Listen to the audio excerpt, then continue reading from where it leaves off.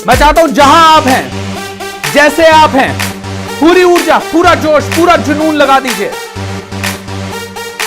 Make sure you celebrate. Come on, let's get it.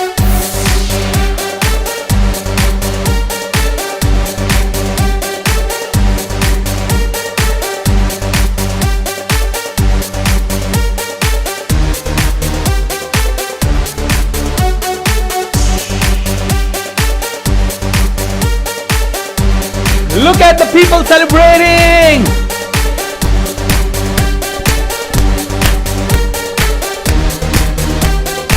Hope. Yes. Guys, take your energy. आप ये practice करनी है। Okay, इतने साल तक हम लोगों ने प्रैक्टिस की है कि बिना किसी कारण के हमें सेलिब्रेट नहीं करते, बिना किसी कारण के सेलिब्रेट नहीं करते। और मैंने एक कहानी सुनाई थी, सेलिब्रेशन करने के लिए कोई रीजन नहीं चाहिए। हम लोगों ने आज तक प्रैक्टिस की है, कोई भी गलत न्यूज सुनते ही अपनी पूरी बॉडी को ऐसे निराश कर लेना, छोटा सोचते ही अपनी बॉडी को निराश कर लेना, ये प्रैक्टिस है। कुछ भी गलत होते ही मैं कहता हूं रिवर्स प्रैक्टिस, रिवर्स प्रैक्टिस। मेरी टीम में से एक बार एक पर्सन छोड़ के गया, और जब वो छोड़ के गया तो उसने बहुत सारे लोगों को गलत बोलना शुरू किया। और जब ऐसा हुआ और मेरे पास न्यूज आई तो मैंने अपने माइंड को कहा कोई बात नहीं, वो एक आदमी को नेगेटिव करेगा, अपन 1000 को पॉजिटिव कर सकते हैं। दोस्तों सिंपल है, स्टोरी ही माइंड में अब ट्रेनिंग के कारण वो आती है जो मैं चाहता हूं। कोई ऐसी स्टोरी नहीं आती जो मेरे एंथुजियाज्म को तोड़े, कोई ऐसी स्टोरी नहीं आती माइंड में जो कि मेरे जहन में कहीं ना कहीं नेगेटिविटी भर दे। दोस्तों इतना ट्रेनिंग हमें करना है कि लाइफ में कुछ भी बुरा हो जाए, कहीं पे भी नुकसान हो जाए, ऐसे सर लटका के बैठने की जगह इंस्टेंटेनियसली हम कहें कम ऑन, अब तो मैं इस लाइफ का चार्ज लेने के लिए पूरी तरह से तैयार हूं। एंड दोस्तों जिस दिन आप पूरी तरह से तैयार हो जाएंगे, लाइफ मजेदार हो जाएगी। इसीलिए change happens in a moment. मैं बार बार कहता हूं बदलाव क्षणों में होता है, बदलाव क्षणों में होता है, बदलाव क्षणों में होता है। और वो क्षण वो होता है जब आप अपनी बॉडी का कमांड लेते हैं। ओके, जब आप अपनी बॉडी का कमांड लेते हैं। बट लोग लाइफ को बहुत सीरियसली ले रहे हैं, हर चीज को सीरियसली ले रहे हैं, फेलियर्स को सीरियसली ले रहे हैं, सफलता को सीरियसली ले रहे हैं। लोग हर चीज को, किसी ने कुछ गलत कह दिया, सीरियसली ले रहे हैं। दो दोस्त थे, दोनों दोस्त इंटरव्यू देने के लिए गए, इंटरव्यू देने के लिए जा रहे थे। दोनों ने बहुत बढ़िया चमकदार कपड़े पहने, सफेद कलर का कपड़ा, टाई वाई सब निकल के पहला दोस्त घर से बाहर निकला। घर से बाहर निकला, वो बड़ा डरा हुआ था। वो ऐसे सोच रहा था, ओ माय गॉड अब क्या होगा, अब क्या होगा, मेरी जिंदगी कैसी होगी, मैं इंटरव्यू में भगवान पास करवा देना, मिठाई चढ़ाऊंगा, प्रसाद चढ़ाऊंगा। ऐसा करते हुए वो बड़ी चिंता में घर से बाहर निकला। और जैसे ही घर से करीब 10, 20, 25 कदम दूर निकला, एक कौवा ऊपर से उड़ा और उसने उसके शर्ट को गंदा कर दिया। एक कौवा उड़ा और उसने उसके शर्ट को गंदा कर दिया। वो बहुत रोया, बहुत चिल्लाया, परेशान हुआ, अरे यार आज के दिन ऐसा होना था क्या, भगवान ऐसा क्यों किया मेरे साथ आज के दिन, आज तो मेरा इंटरव्यू है। जैसे तैसे घर वापस गया, घर जाके अपने शर्ट वर्ट कपड़े वपड़े चेंज करके इंटरव्यू में पहुंचा। तब तक बड़ा लेट हो गया, डरा हुआ था और इंटरव्यू में फेल हो गया। दूसरा इंसान इंटरव्यू देने के लिए निकला, घर से निकला और वो भी चमकदार सफेद कपड़े पहनते हुए निकला। और जब वो चमकदार सफेद कपड़े हुए पहन के निकला, उसके साथ भी वही घटना हुई, उसके साथ भी सेम घटना हुई। कौवा ऊपर से उड़ा, कौवे ने शर्ट को गंदा कर दिया और इस जेंटलमैन ने हंसते हुए मुस्कुराते हुए ऊपर देखा, कहा हाउ वंडरफुल, भगवान तेरा लाख लाख शुक्रिया है कि हाथी आसमान में उड़ते नहीं हैं। क्या सीखा आपने स्टोरी से दोस्तों, क्या सीखा? पहले आदमी ने अपनी जिंदगी को बहुत ज्यादा सीरियसली लिया है, छोटा सा इवेंट हुआ इतना सीरियसली ले लिया कि उसका दिन भर का हैप्पीनेस चला गया। दूसरे आदमी ने इस इवेंट को, इस घटना को बहुत ही आसानी से लिया, बहुत ही लाइटली इसे होल्ड किया। क्योंकि इसने लाइटली इसलिए होल्ड किया क्योंकि ये जानता है परेशान होके कुछ हो नहीं सकता, परेशान होके मैं कुछ कर नहीं सकता। ऑलराइट दोस्तों, ये जिंदगी है, इसमें सब कुछ होगा। आज एक बहुत ही प्यारा सा मैसेज आया, मैं पढ़ना चाहूँगा। थोड़ा दुखद भी है और थोड़ा प्यारा भी है, दोनों ही चीज़ें हैं, लेकिन मैं आप लोगों के लिए पढ़ना चाहूँगा। ये है SGM समा का मैसेज, ये नेपाल से मैसेज है मेरे पास। एंड ये लिखते हैं, I am attending the magic of thinking rich regularly. It is outstanding, especially today's meditation. Thank you very much. All right. And उन्होंने आगे लिखा है, I wish I could attend this session before. but I am damn lucky to have a coach like you. What I used to think was wrong. My family and well-wishers never told me like this. They helped me to stand up when I fall down. They never taught me how to stand myself. ठीक है दोस्त, और उन्होंने लिखा है, sir मैं पहला Covid positive patient हूं जो शायद आपको इस प्लेटफॉर्म पे, लिंक्डइन पे मेरे पास मैसेज आया. उन्होंने कहा आई am the first one probably who is sending you the message. Okay दोस्तों, ये बहुत ही प्यारी सी चीज संदीप ने लिखी, लेकिन आज जो उनका मैसेज आया, ये मैसेज बहुत इंपॉर्टेंट मैसेज है. इसका समरी बता देता हूं क्योंकि वैसे तो लंबा मैसेज है. समरी ये है इस मैसेज की कि संगम शर्मा फ्रॉम नेपाल ने लिखा है कि मैं कोविड पॉजिटिव था, पिछले 7 दिनों से रिकवरी प्रोसेस में था, पिछले 7 दिनों से मैं आपका ये प्रोग्राम देख रहा हूं सुबह और शाम, and I am very happy and I am getting discharged. मतलब मेरा कोविड रिपोर्ट नेगेटिव हो गया. लेकिन आज उन्होंने कहा, Bhupendra ji I want to share with you something very tragic. आपने कल या परसों शेयर किया था कि आपका फ्रेंड एक्सपायर हो गया, आपका प्रोग्राम डिलीवर करने की इच्छा नहीं थी, उसके बावजूद भी आपने हिम्मत करके अपने आप को अप किया और प्रोग्राम डिलीवर किया. बोला सर सेम मेरे साथ हुआ है. आज मेरा एक फ्रेंड जो कोविड पॉजिटिव था, मेरे 2 दिन बाद एडमिट हुआ. मैं 7 दिन से आपका प्रोग्राम देख रहा था. मैंने 1 दिन पहले उसको आपके प्रोग्राम के बारे में बताया क्योंकि मैं ठीक हो रहा था, तो मुझे विश्वास आ गया था कि वो भी ठीक हो जाएगा. लेकिन सर वो आपका प्रोग्राम नहीं देख पाया और आज सुबह इस दुनिया से चल बसा. एंड फिर बोला उन्होंने कि सर आपने कहा था कि आप स्टैंड अप कर सकते हो और 15,000 लोगों के सामने बात कर सकते हो, तो मैंने भी अपने आप को वापस से गैदर किया, मैं भी खड़ा हो गया. और खड़ा हुआ ही था सर कि एक और दोस्त की खबर आ गई, वो भी कोविड पॉजिटिव था. हम तीनों एक ही जगह रहते थे, हम तीनों एक साथ कोविड पॉजिटिव हुए, 2 की डेथ हो गई, मैं अकेला सर्वाइव कर गया. I think this is the magic of thinking rich. मुझे बड़ा दुख है कि मेरे दोनों दोस्त मेरे साथ नहीं हैं, लेकिन सर आपके इस प्रोग्राम ने बचा लिया, आपके इस प्रोग्राम के कारण सब कुछ हो गया. दोस्तों ये हो रहा है. आप माने ना माने, आपकी पॉजिटिविटी में जो पावर है वो आपकी बॉडी को हील करती है.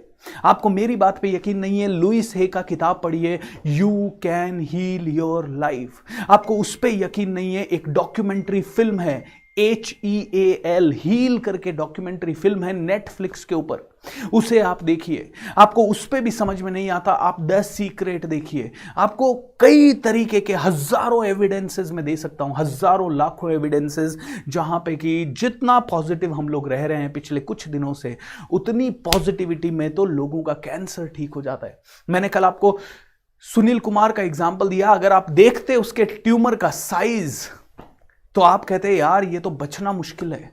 लेकिन उस बंदे ने जब इसको पॉजिटिवली लिया, स्पोर्ट्समैन स्पिरिट के हिसाब से लिया, 2 साल से वो मरने की राह देख रहा था, लेकिन जब उसने जीने की ठानी तो जिंदगी बदल गई. एक रियल लाइफ इंसिडेंट आपको बताता हूं दोस्तों.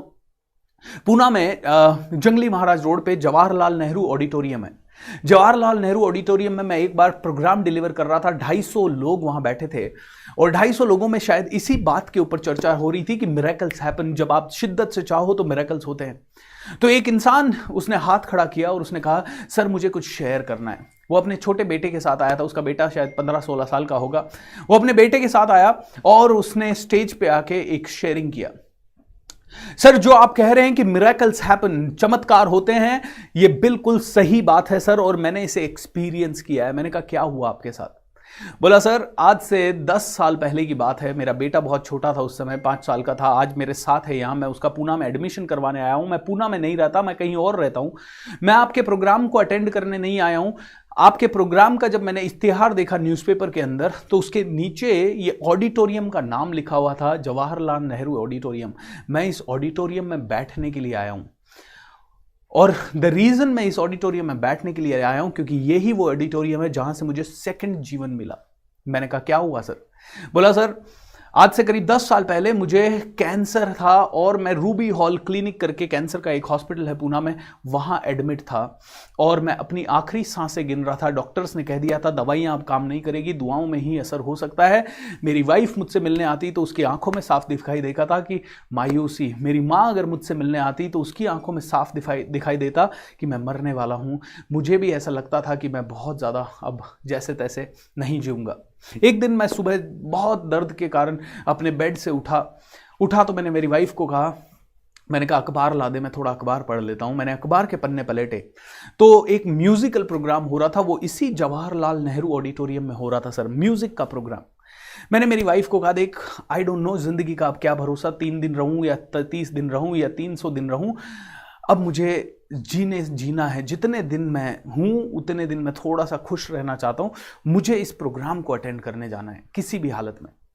वाइफ ने देखा कि यार हस्बैंड की इतनी तीव्र इच्छा है, वो मुझे ऑटो में डाल के, क्योंकि हमारे पास कोई गाड़ी वगड़ी नहीं थी, हम पूना से हैं नहीं, यहाँ पे कुछ भी नहीं है हमारा, ऑटो में डाल के वो मुझे यहाँ लेके आई जवाहरलाल नेहरू ऑडिटोरियम के अंदर। और जिस सीट के आसपास मैं बैठा हूँ वहीं पे कहीं मैं बैठा हुआ था सर। और सर मेरी बॉडी में बहुत पेन था, मैं बैठ नहीं पा रहा था ठीक से। लेकिन म्यूजिक का प्रोग्राम शुरू हुआ, धीरे धीरे जैसे जैसे म्यूजिक का प्रोग्राम शुरू होता गया मैं अपने दर्द को भूलता गया। धीरे धीरे मैं और ज्यादा पावर के साथ फील करने लगा, और अंदर से एक ख्वाहिश आई, यार मुझे जीना है, यार मुझे जीना है, I really want to live. अंदर से मेरे ऐसा फीलिंग आया और मेरे को ऐसा लगा कि दर्द वर्द सब गायब हो गया है। सब मैं उस रात पूरा रात यही सोचता रहा, मैं जीऊंगा, मैं कॉन्फिडेंस के साथ, मुझे ये मजा आ गया, ये म्यूजिक सुन के मजा आ गया, आई फील एब्सोल्युटली क्रेजी। और मैं सर वहां से तो निकल गया, वापस से रूबी हॉल क्लिनिक में जाके एडमिट हो गया सर। 7, 8, 10 दिनों के अंदर पता नहीं क्या होने लगा, मिरेकल होने लगा, मेरी बॉडी रिकवर करने लगी, मैं पूरी तरह से स्वस्थ होने लगा। एंड दोस्तों बोलता है, आज मेरा बेटा आपके सामने है 15 साल का, उसके सर पे हाथ रख के कसम खाता हूँ ये इंसिडेंट पूरी तरह से मेरे साथ हुआ है, सच है। और आज मैं पूरी तरह से यहाँ पे आपके पास खड़ा हूँ और आपके सामने खड़ा हूँ। दोस्तों that is the power, you know, जो मैं बता रहा हूं वो सारी चीजें आप में से कुछ लोगों को लग सकता है ये है नहीं है, ऐसा होता है, ऐसा नहीं होता है, बट बोला कि sir this is the truth of life, this is the truth of life, और जो आप बता रहे हैं दिस वर्क्स। बट होता क्या है, लोग लाइफ को बहुत ज्यादा सीरियसली ले लेते हैं। दोस्तों सीरियसली लेते हैं हम लोग, ओ माय गॉड बीमारी हो गई, अब ये बीमारी में इतना सीरियस हो गए कि दिन रात बीमारी के बारे में सोच रहे हैं। अब अगर कहीं पे कोई लोन आ गया तो दिन रात लोन के बारे में सोच रहे हैं, oh my God loan loan loan, अब क्या होगा, अब क्या होगा, और इतनी शिद्दत से उसके बारे में कंप्लेन कर रहे हैं, अब तो लोन आ गया, अब प्रॉब्लम हो गया, अब ऐसा हो गया। तो ये ब्रह्मांड का वेटर आपके पास में खड़ा है, आपके पास में खड़ा है, और जब ये आपके पास में खड़ा है तो ये क्या सुन रहा है, ओ आपको लोन चाहिए, आपको लोन चाहिए, आपको लोन चाहिए, आपको लोन चाहिए, ओ माय गॉड आपको लोन चाहिए। तो वो 101% क्या करता है, आपको लोन देने के लिए ही तैयारी करता है, क्योंकि आपने वो ही ऑर्डर दिया है दोस्तों। ओके, क्योंकि ब्रह्मांड का वेटर पूरी तरह से लगा हुआ है आपकी, उसके अंदर उसका खुद का दिमाग नहीं है, उसके अंदर खुद का कुछ दिमाग नहीं है, उसके अंदर तो एक ही चीज है, जो आपका हुक्म है वही उसकी कमांड है। आपने कहा, इतनी शिद्दत से बार बार आप चिल्लाए, ओ मेरी लाइफ में प्रॉब्लम है, प्रॉब्लम है, प्रॉब्लम है, प्रॉब्लम है। यू नो, जो आदमी बीमारी की ज्यादा कंप्लेन करता है वो ही ज्यादा बीमार होता है, जो ज्यादा कंप्लेन करता है बीमारी की वही ज्यादा बीमार होता है, जो ज्यादा कंप्लेन करता है अपने बिजनेस की, रोता रहता है दिन रात। मैंने बिजनेसमैन को ट्रेन किया, 200, 300, 400 बिजनेसमैन को जो पूना के हैं, उनको 1-1, 1.5 साल तक मैंने ट्रेन किया, और मैंने देखा कि उनमें से 2 कैटेगरी के लोग थे। एक जो एक्सट्रीम पॉजिटिव, हर हाल काल में पॉजिटिव रहते थे, लेकिन दूसरे जो कि हमेशा नेगेटिव रहते थे। और let me tell you one thing my dear friends, जो नेगेटिव रहता था वो कभी भी जिंदगी में आगे नहीं बढ़ पा रहा अभी तक, और जो पॉजिटिव है पता नहीं उनके साथ अपॉर्चुनिटीज पे अपॉर्चुनिटीज आती जा रही है, वो जिधर जाते हैं उधर अपॉर्चुनिटी आती है, जिधर जाते हैं, क्योंकि वो हर बार एक्सपेक्ट कर रहे हैं। आप प्रॉब्लम एक्सपेक्ट करोगे, प्रॉब्लम आएगा, आप अपॉर्चुनिटी एक्सपेक्ट करोगे, अपॉर्चुनिटी आएगा। इज दैट क्लियर और नॉट? तो लाइफ को सीरियसली क्यों लेते हैं यार? जो होना है होगा, जो हो रहा है हो रहा है। इस कोविड को भी सीरियसली मत लीजिए। इसका मतलब ये नहीं है कि आप आप इसके बारे में प्रिकॉशंस ना लें। ओके, इसका मतलब ये नहीं है कि कोई भी इंसान अगर प्रॉब्लम में है तो आप उसकी सहायता ना कर सकें तो ज़रूर करें, लेकिन सीरियसली मत लीजिए कि उसको अपने माइंड में जाके ये आपको खा जाए पूरी तरह से, इतना सीरियसली मत लीजिए। एक कहानी सुनाता हूँ। एक बहुत ही पावरफुल नियम है जिसको कहते हैं रूल नंबर 6। किसी ने सुना है रूल नंबर 6 का कहानी? नहीं सुना। किसी को पता है रूल नंबर 6 क्या होता है? नहीं पता, कोई बात नहीं, हम लोग रूल नंबर 6 के बारे में एक कहानी सुनेंगे। रूल नंबर 6 में दो लड़के थे, एक का नाम था लेट्स से गणेश, एक का नाम था मोहन। गणेश और मोहन दो बड़ी बड़ी कंपनीज के सीईओज थे। मान लीजिए एक टाटा मोटर्स का सीईओ, एक रिलायंस फ्रेश का सीईओ। गणेश और मोहन दोनों अपने दोनों बिजनेसेस के सीईओज थे, बड़ी कंपनियां चलाते थे, दोनों अच्छे दोस्त भी थे। तो एक दिन मोहन गणेश से मिलने आया उसके ऑफिस के अंदर। गणेश जो कि टाटा मोटर्स का सीईओ था, मोहन जो कि रिलायंस फ्रेश का सीईओ था। दोनों, गणेश की बहुत ही बढ़िया कैबिन थी, आलीशान कैबिन थी, कांच लगे हुए थे चारों तरफ कैबिन में, और आराम से बाहर का नजारा देख सकते थे और लोगों को काम करता हुआ देख सकते थे। इतनी प्यारी कैबिन। जैसे ही मोहन उस कैबिन में घुसा, उसने कहा, वाह गणेश, क्या जबरदस्त कैबिन है यार तेरी, I love this, I love this. दोनों के बीच में वार्ता चल रही थी, अच्छे से काम हो रहा था। अब जब ये सब चीजें चल रही थी तो अचानक से दोनों के बीच में बात चल रही थी, दोनों डिस्कशन कर रहे थे बिजनेस को कैसे आगे ले जाएं। गणेश ने बाहर अपने एक एम्प्लॉय को देखा जिसका नाम था राहुल, और उसने देखा कि आज राहुल थोड़ा सा ऑफिस आया है, थोड़ा सैड दिख रहा है, उसके कंधे झुके हुए हैं, उसके अंदर एनर्जी कम है, ऐसा जोश नहीं है, उमंग नहीं है, उत्साह नहीं है राहुल के अंदर। तो गणेश ने बेल बजाई और वॉचमैन अंदर आया, बोला, sir how may I help you. अरे उसको, राहुल को अंदर भेजो। तो गणेश जी के बुलाने के ऊपर राहुल अंदर आया। हे राहुल, कैसा है? सर मैं ठीक हूं, आप कैसे हैं? Hey Rahul, have you forgotten rule number 6 my dear friend? Rahul, क्या तू रूल नंबर 6 को भूल गया? एंड राहुल एकदम से, जैसे ही राहुल ने सुना rule number 6, oh my God, Rahul की पूरी काया पलट हो गई। वो एक्साइटमेंट में आ गया, एकदम से उसकी बॉडी के अंदर स्पार्क आ गई, चेहरे पे खुशी आ गई, स्माइल आ गई, आंखें चमकने लगी, और उसने कहा, thank you so much boss for reminding me about rule number 6, और वापस बाहर गया, उत्साह से काम करना शुरू कर दिया। ये देख के मोहन थोड़ा सा हैरान हो गया। ये देख के मोहन हैरान हो गया। मोहन ने कहा, यार ये क्या बात है, रूल नंबर 6 बोलते ही बहुत बड़ा बदलाव, oh my God, that's incredible. खैर मीटिंग इंपॉर्टेंट थी, तो दोनों के बीच में जो मीटिंग चल रही थी, उसने कहा, यार शायद ये मीटिंग बीच में रोकनी नहीं चाहिए, चलने देते हैं। तो मोहन और गणेश की मीटिंग वापस से चालू हो गई। थोड़ी देर बाद गणेश ने देखा, मैरी करके उनके ऑफिस में एक लेडी थी, वो बड़ी गुस्से में उसने फाइलें पटकी, गुस्सा था उसके, कोई वॉचमैन वगैरह या कोई चाय वाय पकड़ा, उसको बोला रख दो इधर, ऐसे गुस्से से उसने एक्शन किया।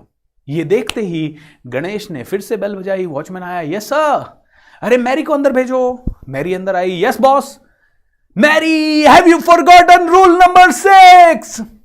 जैसे ही मैरी ने रूल नंबर 6 सुना, मैरी के चेहरे पे स्माइल, मैरी की बॉडी लैंग्वेज अप हो गई, मैरी पूरी तरह से खुश हो गई, और उसने कहा, thank you so much boss. वापस गई और जिसको उसने डांटा था उसको भी बोला, I am so sorry, hey have you forgotten rule number 6? वो भी खुश, मैरी भी खुश, और राहुल भी खुश। ऐसे करते करते पूरा स्टाफ खुश था। मोहन ने कहा, हे गणेश गणेश गणेश गणेश गणेश भाई, मुझे तुझसे कुछ पूछना है यार, ये what is this rule number 6? Ganesh, what is this rule number 6? I really want to understand what is this rule number 6, क्योंकि तेरी कंपनी में मैंने देखा, जैसे ही तू रूल नंबर 6 बोलता है, सभी के चेहरे पे स्पार्क आ जाती है। मुझे बता ये रूल नंबर 6 क्या है?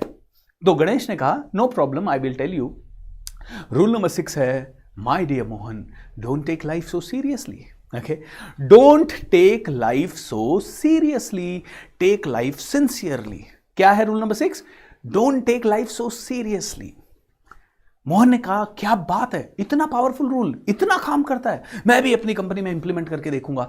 तो मोहन ने कहा, अरे एक बात बता, ये रूल नंबर 6 है, तो तेरे रूल नंबर 1 2 3 4 5 भी कुछ होंगे ना, वो बता मेरे को। ये रूल नंबर 1 2 3 4 5 क्या है, उनके बारे में बता। तो गणेश कहता है, रूल नंबर 1 2 3 4 5, 1 2 3 4 5 कुछ नहीं है, सिर्फ रूल नंबर 6 है, सिर्फ रूल नंबर 6 है। तो all of a sudden rule number 6 है, ये क्या होता है रूल नंबर 6 भाई? गणेश, तू मुझे बताना नहीं चाहता कि रूल नंबर 1 2 3 4 5 क्या है? गणेश, तू सच में क्या मुझे बताना नहीं चाहता रूल नंबर 1 2 3 4 5 क्या है? गणेश, तू नहीं बताना चाहता तो वैसे बोल दे, ऐसे कैसे हो सकता है? ये अगर रूल नंबर 6 है तो 1 2 3 4 5 भी तो होने चाहिए। मैं एक कंपनी का सीईओ हूं, पढ़ा लिखा आदमी हूं, मुझे पता है कि 5 रूल होंगे तभी तो रूल नंबर 6 आएगा। गणेश मुस्कुराया, मोहन की तरफ देखता है और कहता है, my dear Mohan, don't take life so seriously. तुझे क्या मतलब है कि मेरे रूल नंबर 1 2 3 4 5 है या नहीं है? मैंने ऐसे ही इसका नाम रूल नंबर 6 रख दिया है, don't take life so seriously. Life को सीरियसली लेना ही नहीं है। Life is to have fun. हर मोमेंट में हैव फन, हर मोमेंट में। आज घर में कुछ भी नहीं है तो भी घर का नाम रख दो आप जो रखना चाहो। वो शाहरुख खान के बंगले का क्या नाम है? आई थिंक मन्नत है ना, मन्नत। अरे आप भी अपने घर का नाम मन्नत रख लो। बोलो मेरे मन्नत में चलो। किधर है? जुहू बीच पे है। चलो लेके चलो। किधर है? घर के अंदर ले जाओ। बोलो यही है अपना जुहू बीच। ये पास सामने है ना पानी का एक हल्का सा वो टब लगा दो। बोलो ये देखो समुद्र है अपना। मेक योर हाउस जन्नत यार। मेक योर हाउस जन्नत। Don't feel bad about it. Don't feel bad about it. Make it powerful. Okay दोस्तों, लॉ ऑफ अट्रैक्शन तब आपके साथ काम करेगा जब आपकी फीलिंग्स उसमें इन्वॉल्व होगी, जब आप में से हर किसी की फीलिंग्स उसमें इन्वॉल्व होगी, जब आप में से हर एक इंसान पूरी तरह से उसको जिएगा, पिएगा, उसके अंदर रम जाएगा। ये इसको छोड़ दीजिए, ये फैंसी नाम को एक बार को छोड़ दीजिए, लॉ ऑफ अट्रैक्शन, इस फैंसी चीजों को छोड़ दीजिए। सिर्फ एक चीज याद रखिए कि आप जो सोचेंगे वो आप पाएंगे, जो बीज बोएंगे वो आप काटेंगे। As simple as that. ये law of attraction is nothing but the law of cause and effect. आप कौन सा कॉज डाल रहे हैं उसी का इफेक्ट होगा। एंड दोस्तों, इसीलिए जब इस तरह के फीडबैक आते हैं कि मैंने पॉजिटिव सोचा और मेरा कोविड ठीक हो गया, अब कई लोग कह सकते हैं ये तो कोइंसिडेंस है ना, वो वैसे भी ठीक हो सकता था, 3 गए हॉस्पिटल में, एक तो ठीक वैसे ही हो रहा है, तो ये तो कोइंसिडेंस है। दोस्तों, there are no coincidences, there are co creations. आप हर रोज हर क्षण को क्रिएट कर रहे हैं। ये प्रोग्राम ना आप लोगों के पास फ्री में चल के आपके घर पे, आपके टीवी पे आ रहा है। अब आस्था टीवी पे आएगा आपके लिए। इस बार हमने सारे वीडियोस अवेलेबल भी कर रखे हैं, पहले सेशन से लेके अभी तक के सारे वीडियोस आपके लिए अवेलेबल है। जनरली हम लोग करते नहीं है क्योंकि जब वीडियो रख देते हैं तो लोगों का लाइव सेशन अटेंड करने का एंथुजियाज्म कम हो जाता है, बट उसके बावजूद भी आप लोग सभी लोग इस सेशन को रोज अटेंड कर रहे हैं। I think this is incredible, incredible. क्या आपने सोचा था कभी कि आपको इतना बड़ा फ्री कोचिंग, और इस फ्री कोचिंग में अभी तो बहुत सारे टॉपिक है। मैं अगर आपको इसके टॉपिक्स के बारे में बताऊं तो आप लोग हैरान रह जाएंगे। अगले आने वाले लाइफ में, आने वाले 20 दिनों में जो टॉपिक्स की लिस्ट है वो माशाअल्लाह है। आप देखेंगे आपकी पूरी लाइफ कैसे डिजाइन करते हैं, आप देखेंगे कैसे कुछ भी पाने के फॉर्मूला क्या है, आप देखेंगे अपनी हेल्थ को ठीक करने के फॉर्मूला क्या है, आप देखेंगे रिलेशनशिप्स को ठीक करने के फॉर्मूलाज क्या है, आप देखेंगे 5 ऐसी चीजें जिनको आपको मास्टर करना है, आप देखेंगे कि कौन से 6 ह्यूमन नीड्स हैं जिनको कि आपको पूरी तरह से आपको ठीक करना है। आप में से कई लोग समझेंगे अचीवमेंट का फॉर्मूला क्या है। You will understand so many things phobia के। और आप में से अगर कई लोगों को फोबिया है, टेंशन है, किसी चीज को देखते ही डर लगता है, तो ये पूरे आगे वाले सेशंस में होगा। अभी तो दोस्तों 10वां दिन है, 18 दिन बाकी हैं, 18 दिन बाकी हैं। अपने एंथुजियाज्म को आपको बरकरार रखना होगा, अपनी एनर्जी को बना के रखना होगा, क्योंकि ये प्रोग्राम आपकी जिंदगी को पूरी तरह से बदल देगा। आइए, हमारे इस 10 दिन के एसोसिएशन को 10 दिन इस प्रोग्राम ने कंप्लीट कर लिए हैं। 10 दिन तक पूरे के पूरे ऑडियंस बना हुआ रहा है। ऑलमोस्ट हर रोज 200-300 लोग इधर उधर हो रहे हैं। उसके लिए तो सेलिब्रेशन बनता है। 1 मिनट के लिए सेलिब्रेट करते हैं दोस्तों, एंड फिर चालू करते हैं आज के प्रोग्राम को। Come on, let's have the celebration. ये बात, come on, take your energy up everyone, let's celebrate. Come on, let's take your energy up.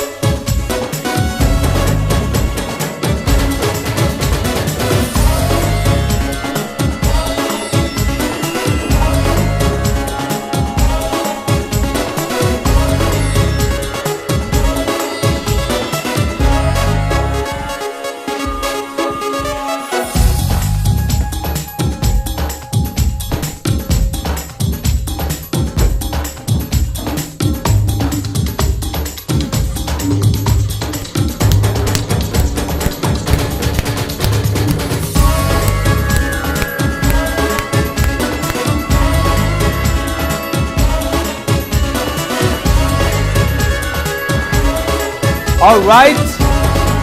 Okay, everyone, shake your body. Shake your body and say yes. All right. Thank you. Shake your body one more time. Shake your body one more time.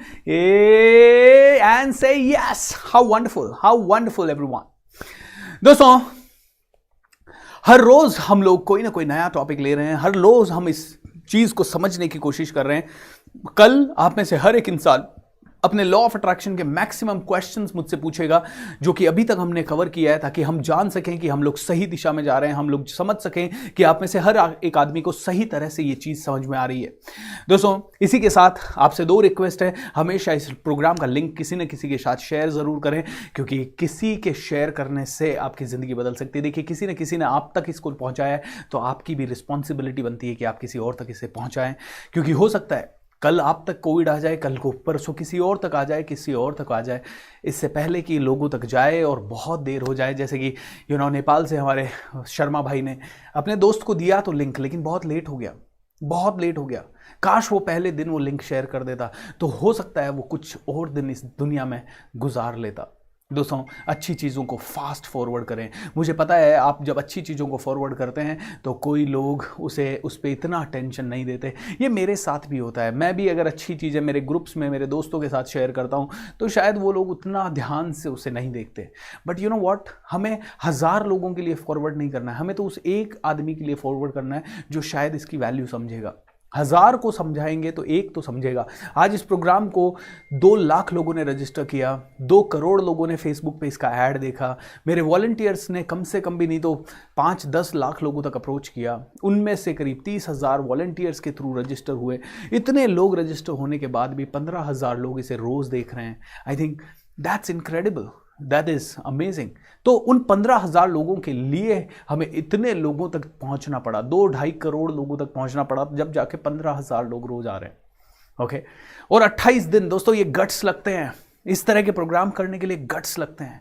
28 दिन खड़े होकर अपने revenue को sacrifice करके, अपने कई सारी चीज़ों को पोस्टपोन करके, इन 28 दिनों में मैं किताब लिख सकता हूँ, इन 28 दिनों में मैं कई सारी नई चीज़ें सीख सकता हूँ, इन 28 दिनों में मैं और कोचिंग्स करके काफ़ी पैसा कमा सकता हूँ, इन 28 दिनों में कई सारी चीज़ें हो सकती है। मेरी टीम, मैं, मेरे वॉलंटियर्स एंड पता नहीं कितने ही लोग इस प्रोग्राम में लगे हुए हैं। आप अपना सहयोग ज़रूर दें। आइए अब एक बहुत ही प्यारी सी चीज समझते हैं। लॉ ऑफ अट्रैक्शन काम करने के लिए सबसे इंपॉर्टेंट चीज है, जो कि आपका सबसे साधारण हथियार है, हमेशा आपके पास अवेलेबल है। कल हमने लिखने के बारे में सोचा, अब हम आज सीखेंगे शब्दों के बारे में। शब्द जादू हैं, शब्द पावर है। आप किसी भी इंसान को बुलाते हैं तो किससे बुलाते हैं? शब्दों से। आपके शब्दों में, मेरे शब्द बोल रहा हूं मैं और आप लोग मुझसे जुड़ रहे हैं। शब्दों के कारण जुड़ रहा है इंसान। शब्दों के कारण मेरी लाइफ चेंज हुई। किसी ने शब्द बोले, किसी टीचर्स से मैं मिला, उन्होंने शब्द बोले और एक लो कॉन्फिडेंस बंदा आज कॉन्फिडेंस सप्लायर बन रहा है। इंडिया का सबसे बड़े कॉन्फिडेंस सप्लायर्स में से एक हूं आज की डेट में, और कुछ नहीं तो टॉप 10 टॉप 20 में तो हूं ही। ओके, इंडिया के सबसे बड़े कॉन्फिडेंस सप्लायर्स में से, क्योंकि कुछ लोगों ने शब्द बोले। बचपन से 2000 मतलब जब मैं 25 साल का हुआ तब तक मुझे कई सारे और शब्द सुनाई दिए जिनके कारण मेरा कॉन्फिडेंस टूटता रहा। किसी ने मुझे उस लेवल का मोटिवेशन नहीं दिया, क्योंकि आता नहीं था लोगों को, सिस्टमैटिक तरीका नहीं आता था। जब मैं सिस्टमैटिक तरीके से किसी लोगों के पास पहुंचा, उन्होंने सिस्टमैटिक तरीके से सही शब्द बोले, सही शब्दों का मेरे ऊपर सही इंपैक्ट हुआ और उससे मेरी पूरी लाइफ चेंज हो गई। ऐसे ही दोस्तों, अब मैं जो शब्द बोलता हूं उससे आपकी जिंदगी और मेरी खुद की जिंदगी दोनों चेंज हो रही है। शब्द हमारा सबसे बड़ा पावर है। शब्दों का इस्तेमाल हमें जबरदस्त तरीके से करना है। क्यों करना है शब्दों का इस्तेमाल? क्योंकि शब्द के कारण कोई ना कोई प्रतिक्रिया जरूर होती है। कैसे, इसको समझते हैं।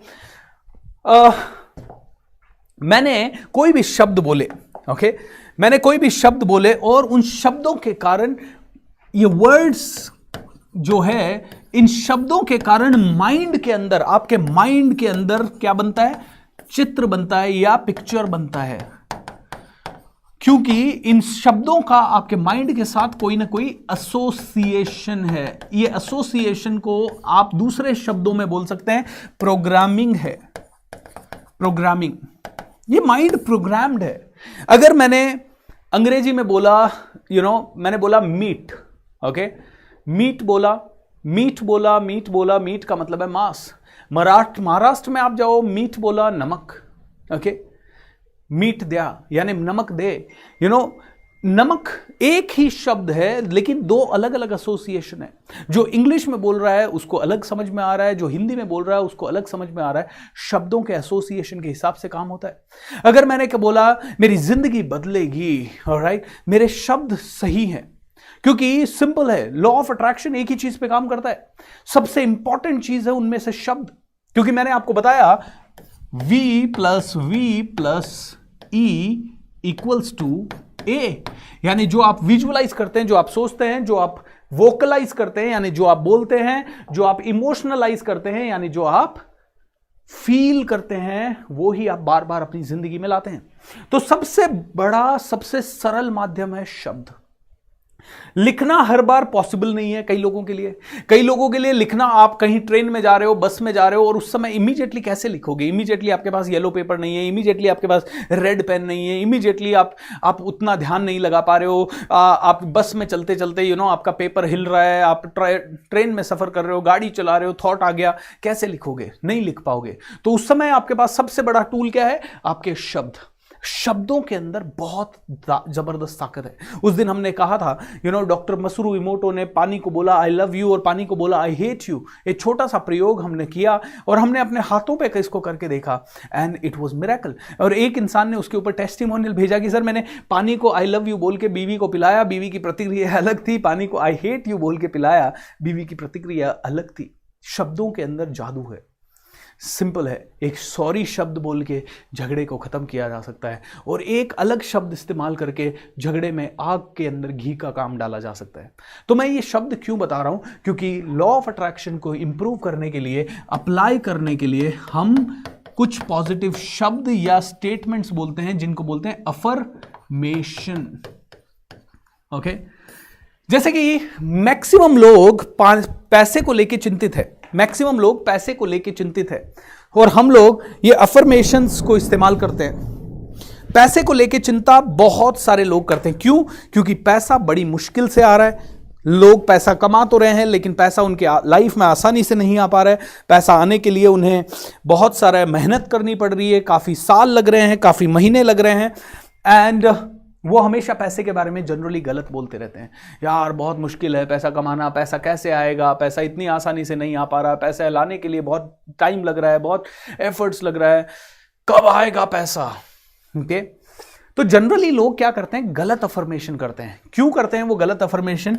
क्योंकि वो डेस्परेट है, डेस्परेशन में है, डेस्परेट है रिजल्ट्स के लिए। ओके, डेस्परेशन में है, डेस्परेशन है, उनको जल्दी से चाहिए पैसा। अरे मेरी जिंदगी बदलनी है, मुझे जल्दी पैसा चाहिए, मुझे जल्दी तरक्की चाहिए, मुझे जल्दी ये चाहिए, मुझे जल्दी वो चाहिए। अब वो डेस्परेट है। डेस्परेट मतलब उतावले हैं, बहुत ज्यादा उतावले हैं कि मेरे को ये चीज जल्दी चाहिए। अब जल्दी चाहिए तो उसके केस में क्या होता है? एक भी दिन कुछ गलत हो गया तो उनके मुंह से यार किस्मत ही खराब है, यार मेरे को क्यों नहीं मिल रही जल्दी। अब जब आप डेस्परेट हो तो कहीं ना कहीं आपको ऐसा लग रहा है कि ये चीज आपकी लाइफ से चली गई तो क्या होगा, मुझे जल्दी चाहिए, लेकिन कहीं ना कहीं डर भी है, नहीं आई तो डर है। डेस्परेशन के साइन में जब आप उतावले हो, जब आप ऐसे बहुत ज्यादा अटैच्ड हो अपने रिजल्ट से, आर यू फीलिंग हैप्पी और sad? Tell me, are you happy और सैड? उस समय आप क्या हो? उस समय डेस्परेशन कहते हैं। कई लोग कहते हैं सर मैं तो काफी सालों से उस पैसे को चाह रहा हूं लेकिन मेरे पास आ नहीं रहा, क्योंकि आप डेस्परेशन हो। मुझे पैसा चाहिए, मुझे पैसा चाहिए, किधर से आएगा, मैं भागू इधर भागू, ये करूं वो करूं पैसा आ नहीं रहा, क्योंकि आप कौन है? बहुत ज्यादा डेस्परेशन। सो दोस्तों मैं आपको बोलना चाहूंगा डेस्परेशन क्या है? It's a negative energy, it's a negative energy. और जब आप डेस्परेट होते हैं तो छोटी सी भी चीज गलत होते ही आप बहुत सीरियस हो जाते हैं, आप बहुत ज्यादा नेगेटिव हो जाते हैं, आप पूरी तरह से खो जाते हैं। So desperation is a negative energy. इसीलिए कई लोगों को वो चीज मिल नहीं पाती जो उन्हें चाहिए। सालों से आप में से कई लोगों का रिश्ता अगर खराब है, मेरे पास मैसेज आते हैं सर मैं क्या करूं, मेरे पति के साथ मेरे रिश्ते सही नहीं है, या पति कहता है मेरी पत्नी के साथ सही नहीं है, या माँ बाप के साथ सही नहीं है, मैं कैसे इनको ठीक करूं सर, मैं ठीक करना चाहता हूं सर। आपके साथ नहीं हो रहा क्योंकि आप बहुत ज्यादा डेस्परेट हैं। और आप डेस्परेशन में क्या है? एक कमांड देके रिश्ते को ठीक करना चाहते हैं। आप एक दिन में रिश्ते को ठीक करना चाहते हैं। आप उसके लिए 7 साल 8 साल 10 साल का पेशेंस दिखा नहीं रहे हैं। That is the problem. Desperation negative energy है, और इस डेस्परेशन में हम 90% वो चीजें बोल देते हैं जो कि हमसे नहीं बोलनी चाहिए। अफर्मेशंस हम गलत कर देते हैं। पैसा यार 10 दिन बहुत मेहनत करने के बाद नहीं आया, बहुत मुश्किल है यार, पता नहीं आएगा कि नहीं आएगा। ओके, 10 दिन आदमी बहुत मेहनत करता है पढ़ाई के लिए, आईएएस का एग्जाम क्लियर करने के लिए, आरएएस का एग्जाम क्लियर करने के लिए, और 11वें दिन 12वें दिन 25वें दिन गिव अप कर देता है। बहुत नहीं होगा यार, बहुत टफ है यार। पेपर पढ़ते पढ़ते, बुक पढ़ते पढ़ते एक स्टूडेंट कितनी बार बोलता है बहुत टफ है यार, बहुत टफ है यार। कोई इंसान नौकरी पे जाते जाते हर बार यार प्रमोशन मिलना इस कंपनी में तो मुझे मुश्किल लग रहा है यार। ऐसे कई सारे हम शब्द बोल देते हैं दोस्तों जो हमें बिल्कुल नहीं बोलने चाहिए। शब्दों की ताकत क्या है इसको समझते हैं कहानी के द्वारा। एक गांव में एक बच्चा बीमार था और वो लाइलाज बीमारी थी।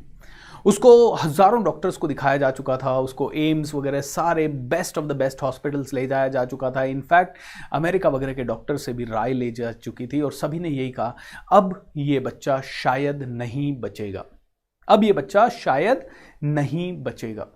दोस्तों सभी तरफ इस तरह का वातावरण था, बच्चा शायद नहीं बचेगा, बच्चा शायद नहीं बचेगा, बच्चा शायद नहीं बचेगा। सब गांव वाले हैरान थे, सब शहर वाले परेशान थे, सभी ने गिव अप कर दिया था। सबको बड़ा तरस आ रहा था, बच्चा बड़ा भोला था, मासूम था, सीधा साधा था। तो एक दिन किसी ने एक छोटा सा सुझाव दिया कि यार हमने इतने सारे लोगों को ट्राई किया, क्यों ना हम वो पड़ोस के गाँव में एक एक बूढ़े बाबा रहते हैं, वो भी थोड़ा सा ऐसा कुछ करते हैं, लोगों की हीलिंग वीलिंग, उनको भी ट्राई करें एक बार। तो किसी बुद्धिजीवी आदमी, पढ़े लिखे आदमी ने कहा अरे बाबा बाबा से क्या होने वाला है यार, इतने सारे बड़े बड़े हॉस्पिटल्स वगैरह दिखा दिए, सब कुछ हो गया, कुछ नहीं होने वाला ये बाबा बाबा से। लेकिन फिर भी गांव के लोग ने कहा यार हर्ज क्या है, एक बार अब सब करके देख रहे हैं, बच्चा अपना ही है, एक और ट्राई मार लेते हैं। तो बाबा जी को बुलाया गया। बाबा जी ने बच्चे को एक टेबल के ऊपर लेटाया सीधे पांव करके, और जब टेबल के ऊपर लेटाया तो बच्चा अनकॉन्शियस था। इन्होंने क्या किया, बच्चा जब सो रहा था उसके कान में कुछ मंत्र पढ़ना शुरू किया, और जब कान में मंत्र पढ़ रहे थे तो वो बुद्धिजीवी इंसान फिर से बोला अरे बाबा जी आप क्या मतलब कुछ इलाज विलाज करना है तो करो, ये कान में कुछ बोलने से क्या बच्चा ठीक हो जाएगा, आर यू मैड। तो यू नो व्हाट, बाबा जी को बड़ा क्रोध आया।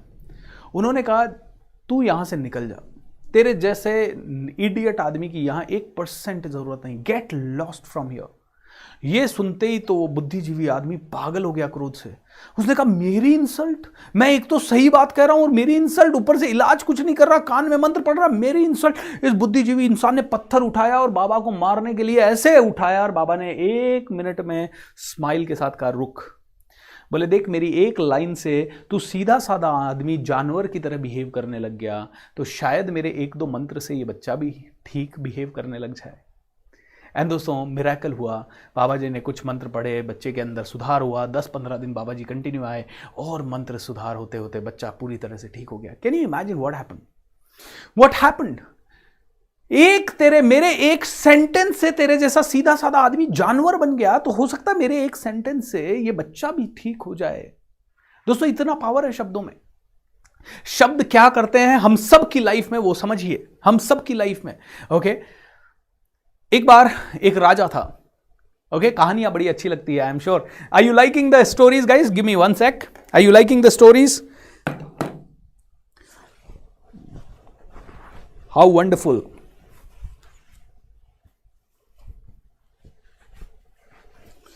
Awesome. Sir, there is buffering due to poor network connectivity in my locality, but still I'm watching. Okay dear. Thank you so much आपके इस कमिटमेंट के लिए। एक बार एक राजा था और राजा बहुत ही ज्यादा दयालु था, अपनी प्रजा को पसंद करने वाला था। तो एक दिन राजपुरोहित राज्य का राजा के पास भागा भागा आया, राजन राजन राजन राजन राजन मुझे आपसे बात करनी है। तो राजा ने कहा महामंत्री जी हाँ बोलिए। उनके मुख्यमंत्री बैठे थे सभी। नहीं राजन, मुझे आपसे अकेले में बात करनी है। राजपुरोहित राजा को अकेले में लेके गया और राजा ने पूछा हाँ राजपुरोहित जी इतना चिंतित क्यों है, बताइए। बोला राजन एक बहुत बुरी खबर है। राजा ने कहा क्या बुरी खबर है? मैंने आपकी कुंडली देखी है राजन, मैंने आपकी कुंडली देखी है और आपकी कुंडली में मृत्यु दोष है राजन। 30 दिन के अंदर अंदर शाम को 4 बजे, 30वें दिन शाम को 4 बजे आपकी मृत्यु हो जाएगी। राजा हंसने लगा। बोला माँ राजपुरोहित जी आप क्या मूर्ख हैं क्या? मेरी कोई बीमारी नहीं, मैं अभी काफ़ी यंग हूँ, मेरी लाइफ में बहुत सारी अच्छी चीज़ें चल रही है और आप कह रहे हैं कि मेरी मृत्यु हो जाएगी। मेरा कोई शत्रु भी नहीं है और आप कह रहे हैं मेरी मृत्यु हो जाएगी, ऐसा कैसे पॉसिबल है? It is not possible at all. So Rajpurohit ji ने कहा महाराज आप मेरी बात माने ना माने ऐसा ही है, ये आपकी कुंडली में लिखा हुआ है, मैं क्या करूं? तो राजा ने उनकी बात नहीं मानी, राजपुरोहित जी वहां से चले गए। दिन भर राजा अपने मस्त रहा, सब कुछ ठीक रहा। लेकिन आज रात को राजा की नींद थोड़ी डिस्टर्ब हुई। राजा 8 घंटे सोता था, आज राजा 6 घंटे सो पाया। काफी देर बिस्तर में छटपटाया। राजपुरोहित की बात उसके माइंड में घूमने लगी। थोड़ी और देर हुई, राजपुरोहित की माइंड में बात घूमने लगी। अगले दिन राजा ने 1 रोटी कम खाई दोपहर में। रात को राजा को भूख नहीं थी तो राजा ने 2 रोटी कम खाई। और तीसरे दिन राजा ने एक ही टाइम खाना खाया। 5वें 6ठे दिन से तो राजा ऑलमोस्ट बहुत वीक फील करने लगा। 7वें 8वें 10वें दिन में तो राजा ने बेड पकड़ लिया और पूरे राज्य में हवा फैल गई। राजा शायद मरने वाले हैं, राजा शायद मरने वाले हैं, राजपुरोहित की भविष्यवाणी है, राजा शायद मरने वाले हैं। ये बहुत सारी चीजें चल रही थी। इतने में महामंत्री, जो कि बहुत ही बुद्धिमान व्यक्ति था, उसके कानों में एक खबर पड़ी। तो वो राजा से मिलने के लिए गया। राजन राजन बताइए आपकी चिंता का विषय। तो राजा ने बताया ऐसा ऐसा है, मैं इतने दिन को मरने वाला हूं। महामंत्री भागा, राजपुरोहित जी के पास गया। राजपुरोहित जी मुझे बताइए तो सही, क्या है ये, कैसे, मतलब राजा की कुंडली में ये मृत्यु दोष सच में है? हाँ मैंने देखा है, 5 बार कुंडली देखी है। Oh my God, can you please do the calculation again? क्या पता आपसे कोई मिस्टेक हो गई हो। नहीं महामंत्री जी, मैं इतना एक्सपीरियंस्ड हूँ, इतने सालों से मैं पढ़ा लिखा हूँ, फिर भी आप कहते हो तो मैं कैलकुलेशन कर देता हूँ। और कैलकुलेशन की बिल्कुल वही चीज़। 30वें दिन शाम को 4 बजे। अब 29 दिन हो गए, राजा मरने में सिर्फ 1 दिन बाकी। राजा पूरी तरह से सूख गया, कंकाल जैसा बन गया, बेड पे पड़ा था। राजा की आखिरी इच्छा थी, मैं प्रजा के सामने दम तोड़ूं। चूंकि राजा न्यायप्रिय था, प्रजाप्रिय था, प्रजा को भी बुलाया गया। हजारों लोग, सैकड़ों लोग आ गए, इकट्ठे हो गए। राजा को भी वहां पे सिंहासन पे जैसे तैसे बैठाया गया या बेड पे लेटाया गया। एंड सभी लोग रो रहे थे, बिलख रहे थे, परेशान हो रहे थे। इतनी देर में महामंत्री के माइंड में एक आइडिया आया। उन्होंने कहा, राजपुरोहित जी, पूरी जनता आपके सामने बैठी है और आप विद्वान राजपुरोहित हैं। यस, आप एक बार फिर से बताएंगे राजा कब मरने वाले हैं? बोला, देखिए अभी दोपहर के 2 बजे हैं, राजा 4 बजे मरने वाले हैं। और आप देखिए मेरी भविष्यवाणी के हिसाब से क्या हुआ है, वास्तव में यही होने वाला है। तो महामंत्री ने कहा, राजपुरोहित जी, अब आपने राजा की कैलकुलेशन तो कर ली लाइफ की, कि राजा आज 2 बजे मरने वाला है, 4 बजे मरने वाला है। आप कब तक जिएंगे और मैं कब तक जीऊंगा, ये भी बता दीजिए। तो राजपुरोहित ने फटाफट से कैलकुलेशन किया। महामंत्री जी, आप 2048 तक जिएंगे। अच्छा, मैं 2056 तक जीऊंगा। जैसे ही राजपुरोहित ने कहा कि राजपुरोहित 2056 तक जिएगा, महामंत्री ने तलवार निकाली और राजपुरोहित का सर धड़ से अलग कर दिया। महामंत्री ने तलवार निकाली, राजपुरोहित का सर धड़ से अलग कर दिया और राजपुरोहित फट से मर गया। एंड पूरी जनता को महामंत्री ने कहा, यह झूठा है राजपुरोहित, इसकी भविष्यवाणी सच्ची हो ही नहीं सकती। ये कह रहा था अभी 2056 तक जिएगा, ये 56 सेकंड नहीं जिया, इसकी भविष्यवाणी झूठी है। बजाओ नगाड़े, राजा जिएगा, राजा कहीं नहीं मर सकता, ये झूठा है राजपुरोहित। नगाड़े बजने लगे, शहनाइयां बजने लगी, जोश होने लगा, जुलूस निकलने लगा, नाच गाना शुरू हो गया। राजा के कानों में आवाज पड़ी, ओ माय गॉड। धीरे धीरे धीरे धीरे राजा के चेहरे पे भी, यहां राजपुरोहित झूठा था, राजपुरोहित झूठा था, राजपुरोहित झूठा था, राजपुरोहित झूठा था। राजा ने कहा, जूस लाओ। राजा ने कहा, जूस लेके आओ। दोस्तों, क्या सीखे इस कहानी से? हम में से हर एक इंसान कहीं हाथ दिखा रहा है, कहीं क्या कर रहा है, और किसी के शब्दों से हम में से कई लोग हर्ट कर रहे हैं। एक मेरे पास दोस्त आया, बोला, सर मैं बड़ा अपसेट रहता हूं। मैंने कहा, क्यों? बोला, 2-3 साल पहले मैंने एक पंडित को दिखाया था और उसने कहा था तेरी सफलता में बहुत बड़े रोड़े हैं। कोई एक मेरे काउंसलिंग क्लाइंट आया, बोल रहा है कि सर मैं बहुत परेशान हूँ, आज 35 का हो गया, शादी नहीं हुई, क्या हुआ? सर पता नहीं, जब भी जब से बचपन से ही मम्मी पापा को किसी ने बोल रखा था इसकी शादी में बहुत बहुत ज़्यादा प्रॉब्लम्स आएगी, और तब से सर नहीं हो पा रही, आज मैं 35 साल। कई बार ये पंडित या झूठे पंडित, मैं कहूँगा कुछ जो सच्चे हैं वो तो आपको सही बताएंगे। जो सच्चा पंडित है वो हमेशा आपको पॉजिटिव ही बताएगा, वो कभी भी नहीं बताएगा कि तुम्हारी लाइफ में क्या है। दोस्तों, कभी भी ऐसे किसी इंसान को आपके पास मत आने दो जो आपको नेगेटिव कमांड दे सके, क्योंकि सबकॉन्शियस माइंड का एक नियम है, सबकॉन्शियस माइंड दूसरों की कमांड को बहुत पॉजिटिवली लेता है और फास्ट लेता है। पॉजिटिवली नहीं, मतलब फास्ट लेता है। 4 आदमियों ने आके मुझे बोल दिया, भूपेंद्र तेरी डिलीवरी में मस्त नहीं है, तो ऑटोमेटिकली मुझे लगने लगेगा, अच्छा 1 फीडबैक, 2 फीडबैक, 3 फीडबैक, 4 फीडबैक। अगर मेरी स्टोरी, मैंने अपने आप को ट्रेन अच्छे से किया है, तो मैं इन फीडबैक को पॉजिटिवली लूंगा और फ्यूचर में अपनी जिंदगी को बदलने के लिए और ज्यादा तैयारी करूंगा। लेकिन 90% लोग पॉजिटिवली नहीं ले पाते। दोस्तों, शब्दों का जादू अद्भुत है, इसीलिए हमें अफर्मेशंस का इस्तेमाल करना चाहिए, डेस्परेशन को छोड़ देना चाहिए, अफर्मेशन का इस्तेमाल करना चाहिए।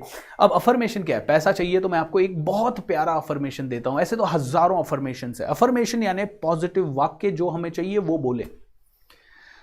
आपको क्या चाहिए? आपको क्या जो भी चाहिए, let's say you want to become YouTube star, okay? आप में से कोई भी यूट्यूब चैनल खोलना चाहता है और यूट्यूब में स्टार बनना चाहता है, तो अपने आप को बार बार ये रिमाइंड कराएं, मैं यूट्यूब का सुपरस्टार हूं, मेरे 10 मिलियन सब्सक्राइबर्स हैं, मैं आगे बढ़ रहा हूं, सभी लोगों को मेरा वीडियो पसंद है। ये अफर्मेशन यानी कि आप पूरे ब्रह्मांड को अफर्म कर रहे हैं कि ये मैं चाहता हूं, क्योंकि जब ये बोल रहे हैं यही पिक्चर आ रही है, जब आप बोल रहे हैं यही कान आपके सुनाई दे रहे हैं, इसी के हिसाब से आपकी बॉडी में प्रतिक्रिया हो रही है, इसी के हिसाब से आपकी फीलिंग्स चेंज हो रही है और इसी के हिसाब से आपका एक्शन होने वाला है। एम आई राइट और रॉन्ग? तो मैं एक बहुत ही प्यारा सा अफर्मेशन हमेशा बोलता हूं। कितने लोगों को बहुत पैसा चाहिए? Come on tell me fast. तो पैसों से रिलेटेड सबसे प्यारा अफर्मेशन आपको बताने जा रहा हूं, और अफर्मेशन ये है, पैसा मेरा सबसे अच्छा दोस्त है। पैसा मेरा सबसे अच्छा दोस्त है। मैं बार बार बोलता हूं ये, पैसा मेरा सबसे अच्छा दोस्त है। मेरे पास बार बार आता है, हर बार आता है, अलग अलग तरीकों से आता है, मुझे ढूंढ ढूंढ के आता है, मेरे पास हमेशा रहता है, बहुत दिनों तक रहता है, लंबे समय तक रहता है। जब वो मेरे पास रहता है तो और पैसे को अट्रैक्ट करता है। मेरे सारे काम आसानी से होते हैं क्योंकि पैसा मेरा सबसे अच्छा दोस्त है। मेरा हमेशा ध्यान रखता है, मेरे अकाउंट्स में रहता है, मेरी पॉकेट में रहता है, मेरे घर में रहता है। पैसा मेरा सबसे अच्छा दोस्त है। Can you imagine? कितना पावरफुल अफर्मेशन है। दिन रात ये टेंशन लेने की जगह, ओ मेरे पास पैसा नहीं है, पैसा कब आएगा, पैसा कब आएगा, उसकी जगह सिंपल अफर्मेशन, पैसा मेरा सबसे अच्छा दोस्त है, मेरे पास बार बार आता है, हर बार आता है, जरूरत में बहुत ज़्यादा आता है, मल्टीप्लाई होके आता है, मेरी तिजोरी में रहता है, मेरे बैंक में रहता है, मेरे घर में रहता है, मैं जहाँ चाहूँ वहाँ रहता है, मेरे पास बहुत ज़्यादा आता है, मेरी जितनी ज़रूरतें हैं, मेरी जितनी क्षमता है उससे कहीं ज़्यादा आता है, बार बार आता है, हर तरह से आता है, ढूंढ ढूंढ के आता है मुझे। पैसा मेरा सबसे अच्छा दोस्त है। Can you imagine what a lovely affirmation it is? Okay, मेरा घर स्वर्ग है, जो मैं खाऊं वो अमृत है, जिससे मैं मिलूं भगवान है। मेरा घर स्वर्ग है, जो मैं खाऊं अमृत है, जिससे मैं मिलूं भगवान है। मेरा घर स्वर्ग है, जो मैं खाऊं वो अमृत है, जिससे मैं मिलूं वो भगवान है। How do you feel when you से दिस? एक बार बोलिए। तो अफर्मेशन के कुछ नियम है। पहला नियम, अफर्मेशंस को हमेशा लाउडली बोलना है, चीख चीख के बोलना है, चिल्ला के बोलना है, जोश के साथ बोलना है, बोलना है। आप कहेंगे लेकिन सर सोचा, मन में सोचा तो क्या होगा? मन में सोचा तो वो अफर्मेशन नहीं हुआ, सोच हुई, वो सिर्फ एक थॉट है। देखिए, जब आपने बोला, when you speak then you listen also. जब आप बोलते हैं तो आप सुनते हैं, और बोलने की प्रक्रिया में आपका माइंड इंस्ट्रक्शन देता है, आपकी टंग एक्टिवेटेड होती है, आपका गले के वोकल कॉर्ड्स एक्टिवेटेड होते हैं, आपके डायफ्राम वगैरह एक्टिवेटेड होते हैं। ऑलराइट, मतलब बोलने की प्रक्रिया में यहां से लेके यहां तक हजारों मसल्स इन्वॉल्व हैं। Okay, so when you speak, ये मसल मेमोरी बनता है। ना सिर्फ इतना, जब आप बोलते हैं, आप सुनते हैं, आपके कान उसमें एक्टिवेटेड है। जब आपके कान और आप कुछ किसी तरह से बोलते हो तो बोलने से आपके माइंड में पिक्चर्स आती है। आपका माइंड नई नई चीजों को पिक्चराइज करता है। क्योंकि मैंने बोला पैसा मेरा अच्छा दोस्त है, जरूरत पे आता है, बार बार आता है, हर बार आता है, जगह जगह से आता है, तरह तरह से आता है, ढूंढता हुआ आता है, हर क्षण आता है, मैं सोता हूं तब भी आता है, मेरे तिजोरी में आता है, मेरे बैंक अकाउंट में रहता है, मेरे घर में रहता है, हर तरफ रहता है। पैसा मेरा सबसे अच्छा दोस्त है। अभी मैंने ये बोला तो मेरे पास कितनी पिक्चर्स आ गई। पैसा मैंने बैंक में भी देख लिया, घर में भी देख लिया, तिजोरी में भी देख लिया, वॉलेट में भी देख लिया, सब तरफ मैंने पैसा देख लिया। मुझे ढूंढ ढूंढ के आ रहा है पैसा, मैं सो रहा हूं तब भी आ रहा है, मल्टीप्लाई हो रहा है, ये सब मैं बोल रहा हूं तो पिक्चर्स आ रही है माइंड में।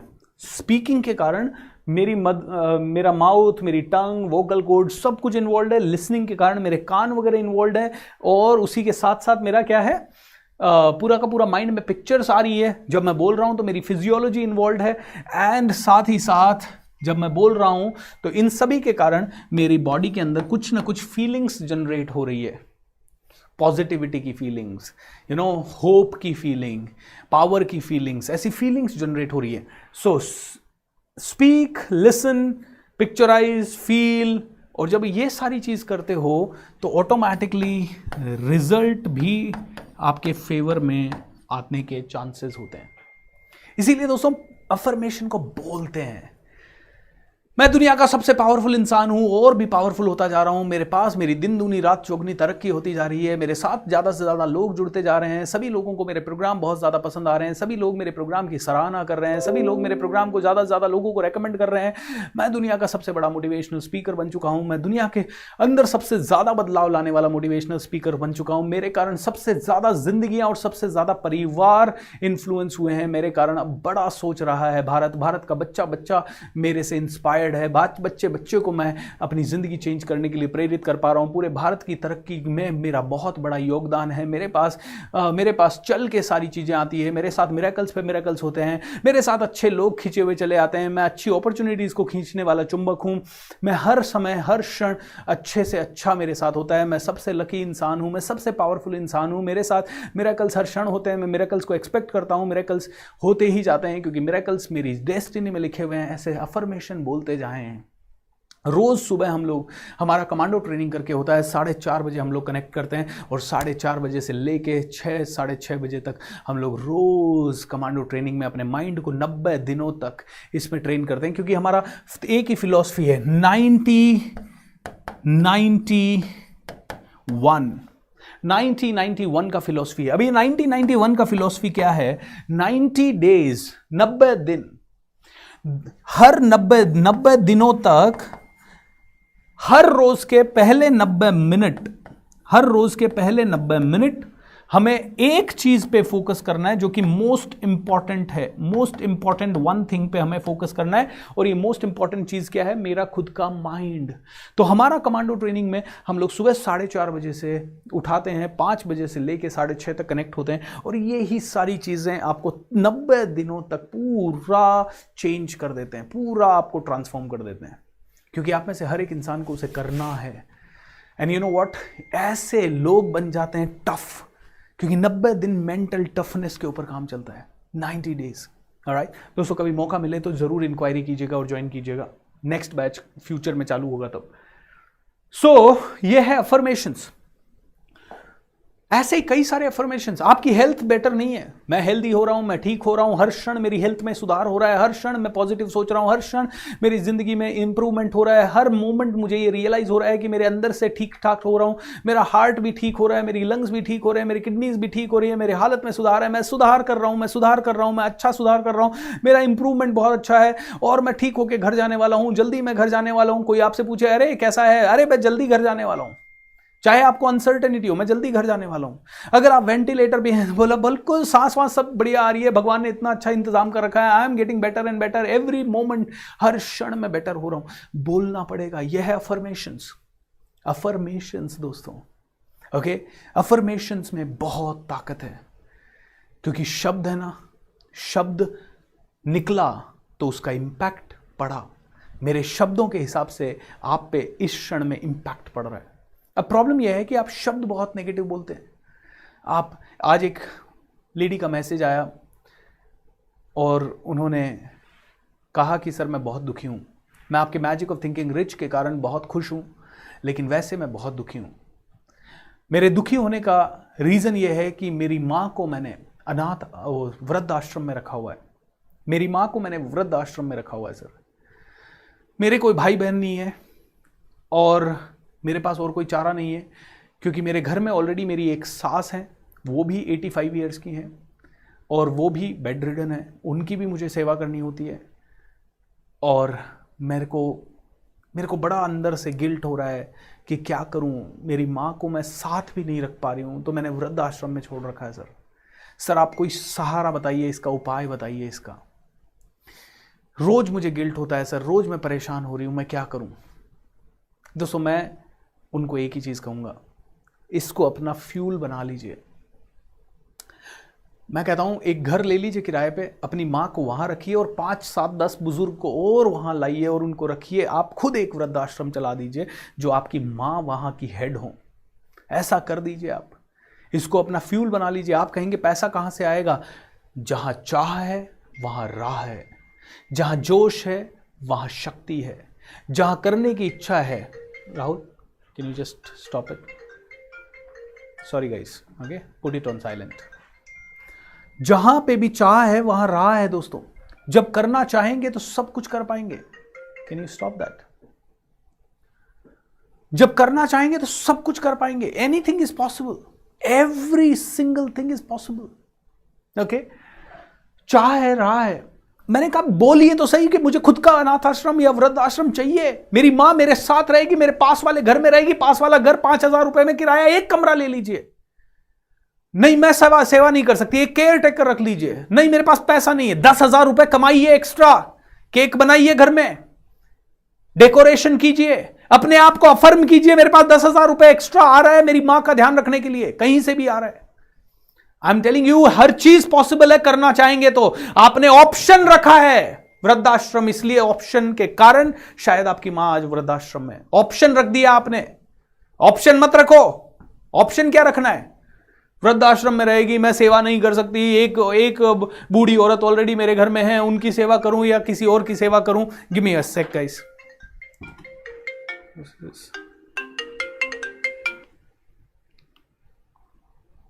Give me a sec, guys. Okay, sorry for that.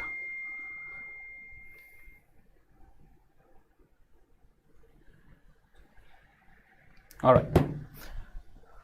Sorry, my phone, my team did not know how to operate, so it was locked. Sorry for that. How wonderful. All right. So what I was saying is कि ये situation ही ऐसी है, decision नहीं लेते.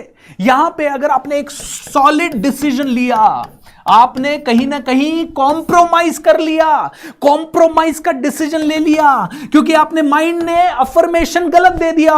मैं अपनी मां को नहीं रख पाऊंगी, ऐसा बोल दिया अपने आप को. ये गलत अफर्मेशन हो गया, गलत कमांड हो गई. गलत कमांड का गलत रिजल्ट हो गया. गलत रिजल्ट के कारण रोज घुट घुट के जी रहे हो. गलत कमांड हो गया तो रोज घुट घुट के जी रहे हो, डेली घुट घुट के जी रहे हो. गलत कमांड क्यों करना है? No, daily never having the गलत command. Command has to be super solid. Okay, ये कमांड है माइंड को. कमांड कीजिए अपने माइंड को, जो चाहिए वो लिखिए. हो सकता है इमीडिएटली इंपॉसिबल हो, लेकिन अपने आप को कमांड दीजिए. 1 साल के अंदर ऐसा होगा, 5 महीने के अंदर ऐसा होगा, 2 महीने के अंदर ऐसा होगा. जस्ट इमेजिन कीजिए, अगर कहीं ना भगवान ना करे आपकी मां को कुछ हो गया, will you be able to forgive yourself? जिंदगी में कभी नहीं. अभी तो भूल सुधारने का मौका है, अभी तो इस भूल से बाहर आने का मौका है. अदरवाइज नहीं आ पाएंगे, अदरवाइज नहीं आ पाएंगे अलका जी. कहीं भगवान ने मौका ही नहीं दिया, व्हाट विल हैपन? जिंदगी भर कहीं ना कहीं गिल्ट में रह जाएंगे. एंड दोस्तों, एक बार कमांड गलत चली गई तो ही रिजल्ट गलत आते हैं. दोस्तों, सेम सिचुएशन में कोई आदमी रिकॉर्ड तोड़ देता है और कोई आदमी अपने आप को तोड़ लेता है. सेम सिचुएशन में, exactly in the same circumstances, same situation में कोई आदमी अपने आप को कमांड देता है, अब मेरा कुछ नहीं हो सकता, और वो लटक जाता है. और कोई आदमी अपने आप को कमांड दे देता है, अब तो सब कुछ जा चुका है, खोने के लिए कुछ है ही नहीं, चलो वापस से शुरू करते हैं, और वो सब कुछ बना लेता है. सेम सिचुएशन में, सेम गांव में, सेम जगह पे रह के कोई आदमी करोड़पति बन जाता है, कोई आदमी रोड पे आ जाता है. ये डिपेंड करता है कौन सी कमांड आप अपने आप को दे रहे हो. आप स्ट्रॉन्ग कमांड दे रहे हो या आप लाउजी कमांड दे रहे हो. दोस्तों, क्योंकि जब आप बोलते हो तो पूरा ब्रह्मांड सुनता है. क्योंकि आप कौन है? ऊर्जा. आप कौन है? ऊर्जा. आपके शब्द क्या है? ऊर्जा. आपके शब्दों से निकलने वाली वाइब्रेशन क्या है? ऊर्जा. वो वाइब्रेशन इस ब्रह्मांड में कहीं तो ट्रैवल कर रही है, कहीं तो जा रही है. वहाँ जहाँ जा रही है वो कौन है? ऊर्जा. एंड समान ऊर्जा आपस में आकर्षित करती है. इसी को कहते हैं लॉ ऑफ अट्रैक्शन, कि मेरी जो वाइब्रेशन है वो ही मेरे पास आएगा. जब आपकी मदर अनाथ आश्रम में, वृद्धाश्रम में है, उस समय आपके अंदर से कौन सी ऊर्जा निकल रही है? आपकी मदर की ऊर्जा भी इस समय नेगेटिव होगी कि मेरी बच्ची मुझे साथ में नहीं रख पा रही, या उनको बड़ा दुख होगा कि यार आज बुढ़ापा ऐसा कैसा दिया भगवान ने कि वृद्धाश्रम में रहना पड़ रहा है. इधर आपकी फीलिंग अच्छी नहीं है, आपकी फीलिंग अच्छी नहीं है, उनकी फीलिंग अच्छी नहीं है. कहीं ना कहीं you are creating a misery for yourself. मैं कहता हूँ इस भूल को 2 महीने, 3 महीने, 4 महीने में सुधार लें. इसके लिए कल से ही सुधार दें. मैं तो कहता हूँ 5,000 का एक केयर टेकर और 5,000 का एक अलग से रूम ले लीजिए रेंट पे. 10,000 रुपये महीने का खर्चा बढ़ेगा, लेकिन कहीं ना कहीं आपके घर के आसपास रहेंगी तो आप हेल्प कर पाएंगी, उनको रोज़ संभाल पाएंगी, रोज़ देख पाएंगी. ऐसा सिंपल सा चीज़ है. लेकिन दोस्तों ये तब होगा जब आप कमांड देगी, I am strong, I can earn 10,000 rupees, मैं कैपेबल हूँ 10,000 रुपये एक्स्ट्रा अर्न करने के, मैं कैपेबल हूँ अपनी मदर को रखने के लिए, मैं जानती हूँ मैं रखूँगी, हर सिचुएशन में रख सकती हूँ, मैं इस काबिल हूँ और भगवान देगा। जहाँ घर में 4 मेंबर के लिए खाने पीने के लिए सब कुछ भगवान दे रहा है, एक और एक्स्ट्रा मेंबर के लिए भी जुगाड़ होगा, और नहीं तो मैं करूँगी कैसे भी करके। दोस्तों सिंधु ताई सपकाल के बारे में सुना है? मैंने उनका थोड़े दिन पहले इंटरव्यू लिया। 1400 बच्चों को पाला पोसा बड़ा किया, तबेले के अंदर फेंक दिया था। पति ने मरने के लिए 20 साल की उम्र में जब तीसरी बच्ची पेट में थी, 9 महीने की गर्भवती महिला को गायों के तबेले में फेंक दिया कि गायें इसको कुचल देगी, मर जाएगी ये वहां। लेकिन एक गाय ने उसके ऊपर खड़ी होकर उसको छाया दी और उसको बचाया। उसने अपनी बच्ची को जन्म दिया। उसकी बच्ची को जन्म देने के बाद उसने अम्बिलिकल कॉर्ड काटी। बोली भूपेंद्र मैं कई बार मरने वाली थी, मरना जाती थी रे, मैं मरना चाहती थी, लेकिन ये बच्ची मेरे साथ चिपकी हुई रही, इसके कारण मैं मर नहीं पाई। इसके कारण हर बार मरने का कोशिश किया तो मैं बच गई किसी न किसी तरह से। और एक बार मैंने भीड़ देखी, बच्चे देखे, अनाथ बच्चे देखे। जब मैंने अनाथ बच्चे देखे, अनाथ भिखारी देखे, तब मेरे मन में दया आई। मैंने कहा इन बच्चों को कोई नहीं पाल रहा, मैं पालूंगी। मरने की तो हिम्मत मेरे अंदर है नहीं, इनको मैं पालूंगी। और मैं पालूंगी कैसे इनको? अगर मैंने एक अनाथ बच्चा गोद ले लिया और मेरी बेटी मेरे पास रही तो प्रॉब्लम ये हो जाएगी कि अगर मेरे पास 2 रोटी रही तो शायद 1.5 इसको खिला दूंगी, उसको आधा ही खिलाऊंगी, क्योंकि माँ की ममता इधर ज़्यादा चली जाएगी। तो पहले मैंने मेरी बच्ची को किसी दूसरे अनाथ आश्रम में डाला ताकि वो मेरे पास ना रहे, और फिर मैंने धीरे धीरे करके अनाथ आश्रम खोला। 1400 बच्चों। कैन यू इमेजिन किस कंडीशन में, बिना पढ़ी लिखी लेडी, बिना कोई ज़्यादा कहीं गए हुए लेडी, उस लेडी को ये समझ में आता है कि मुझे कुछ बड़ा करना है। उसने अपने आप को कहा मेरे को बड़ा करना है, उसने अपने आप को कहा मुझे इन बच्चों को पालना है, और जो कमांड दी उसके हिसाब से एग्जीक्यूशन हो गया, उसके हिसाब से सामर्थ्य आ गया, और आज इतने सारे अवार्ड्स उनके पास। सो दोस्तों कमांड देने के लिए सबसे इंपॉर्टेंट है आपके वर्ड्स, और वर्ड्स को जब आप सेंटेंसेस में बोलते हैं तो उनको बोलते हैं अफर्मेशन। और एक और लेवल है, ये अफर्मेशन हो सकता है आपको 10% पावर दे। ओके 10% पावर दे। कई लोग कहेंगे सर कुछ अच्छा नहीं चल रहा और मैं बोल रहा हूं मेरा बिजनेस अच्छा हो रहा है, इससे हो रहा है, इससे कुछ होगा क्या? मैं कहता हूं यार आप दिन रात बोलते रहे मैं कुछ नहीं अच्छा हो रहा, कुछ नहीं अच्छा हो रहा, कुछ नहीं हो रहा, उससे कुछ होगा क्या? आप बोल रहे हैं कुछ नहीं अच्छा हो रहा है, कुछ नहीं अच्छा हो रहा है, उससे क्या अच्छा हो रहा है ये तो बता दीजिए। तो ये बोलने से शायद चांसेस तो हैं थोड़े से, क्योंकि आपका थॉट बदल रहा है, थॉट बदल रहा है, फीलिंग बदल रही है, फीलिंग बदल रही है, एक्शन बदल रहा है, एक्शन बदल रहा है, पूरा वाइब्रेशन बदल रहा है, पूरी प्रोग्रामिंग बदल रही है ब्रेन की। तो शायद सब कुछ बदल सकता है। एम आई राइट और रॉन्ग? चलिए आगे चलते हैं। अफर्मेशन के साथ एक और भी बहुत ही पावरफुल चीज है जिसको बोलते हैं इनकैंटेशन। ऑलराइट, इनकैंटेशन। अब कई बार क्या हो सकता है लाइफ में सब कुछ अच्छा नहीं है और उस समय आप बोल रहे हो आई एम ग्रेट, कहीं ना कहीं बॉडी बोलेगी किधर ग्रेट है, तेरी बॉडी में ऊर्जा नहीं है। तो अफर्मेशन का एक और हायर वर्जन है जिसको बोलते हैं इनकैंटेशन। आपकी जिंदगी को बदलने के लिए मुझे लगता है इससे बेहतर हथियार मैं आज बता नहीं सकता। इसको बोलते हैं इनकैंटेशन। इनकैंटेशन क्या है? सोचिए, समझिए इस बात को। मान लीजिए आपको पैसा चाहिए।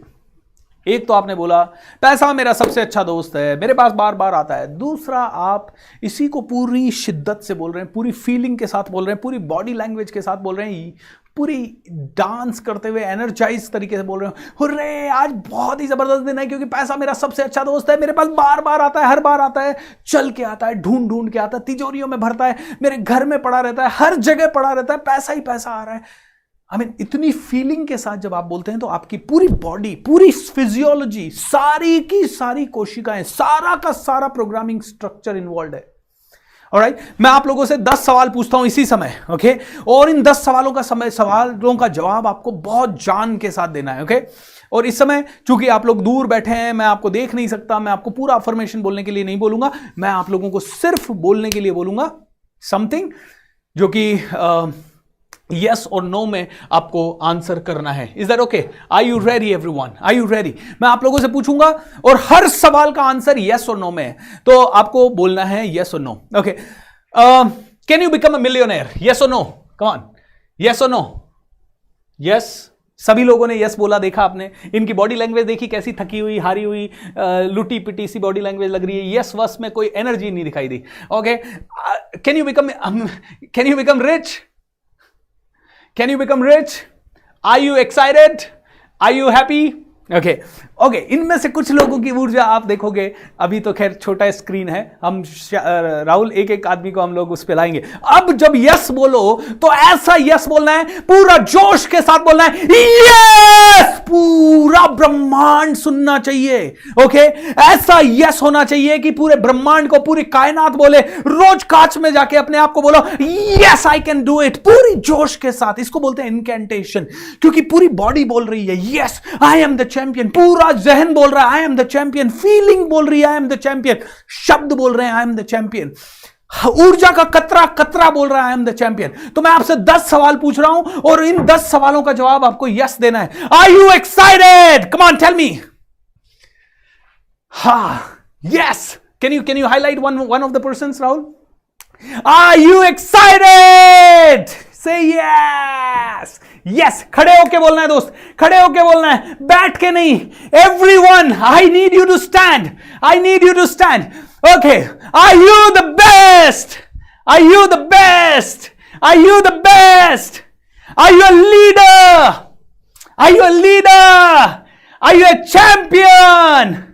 Are you a champion? Are you number one?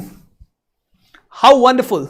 दोस्तों, जब मैं ये सवाल आपको पूछ रहा हूं और आप इस तरह से बोल रहे हैं, how do you feel in this moment? रोज अपने आप को मेंटली, तो आपसे 1-2 सवाल और पूछूंगा। Are you champions? Yes yes yes. Okay, ऐसा ही आना चाहिए बॉडी से feeling.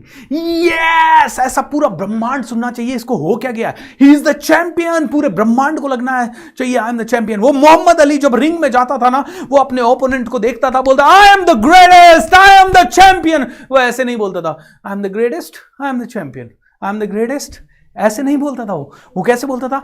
I am the champion, I am the greatest, hurray, yes. ये खिलाड़ी लोग ऐसे बोलते हैं।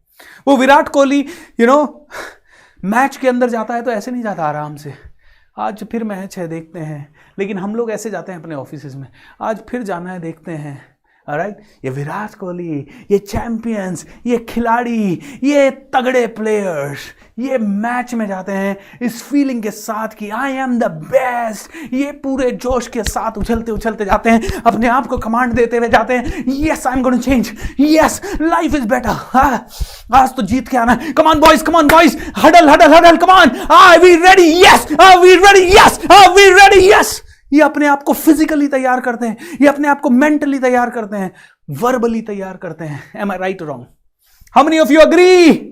How many of you agree to this? Come on, tell me, I want to see whether you agree और नॉट।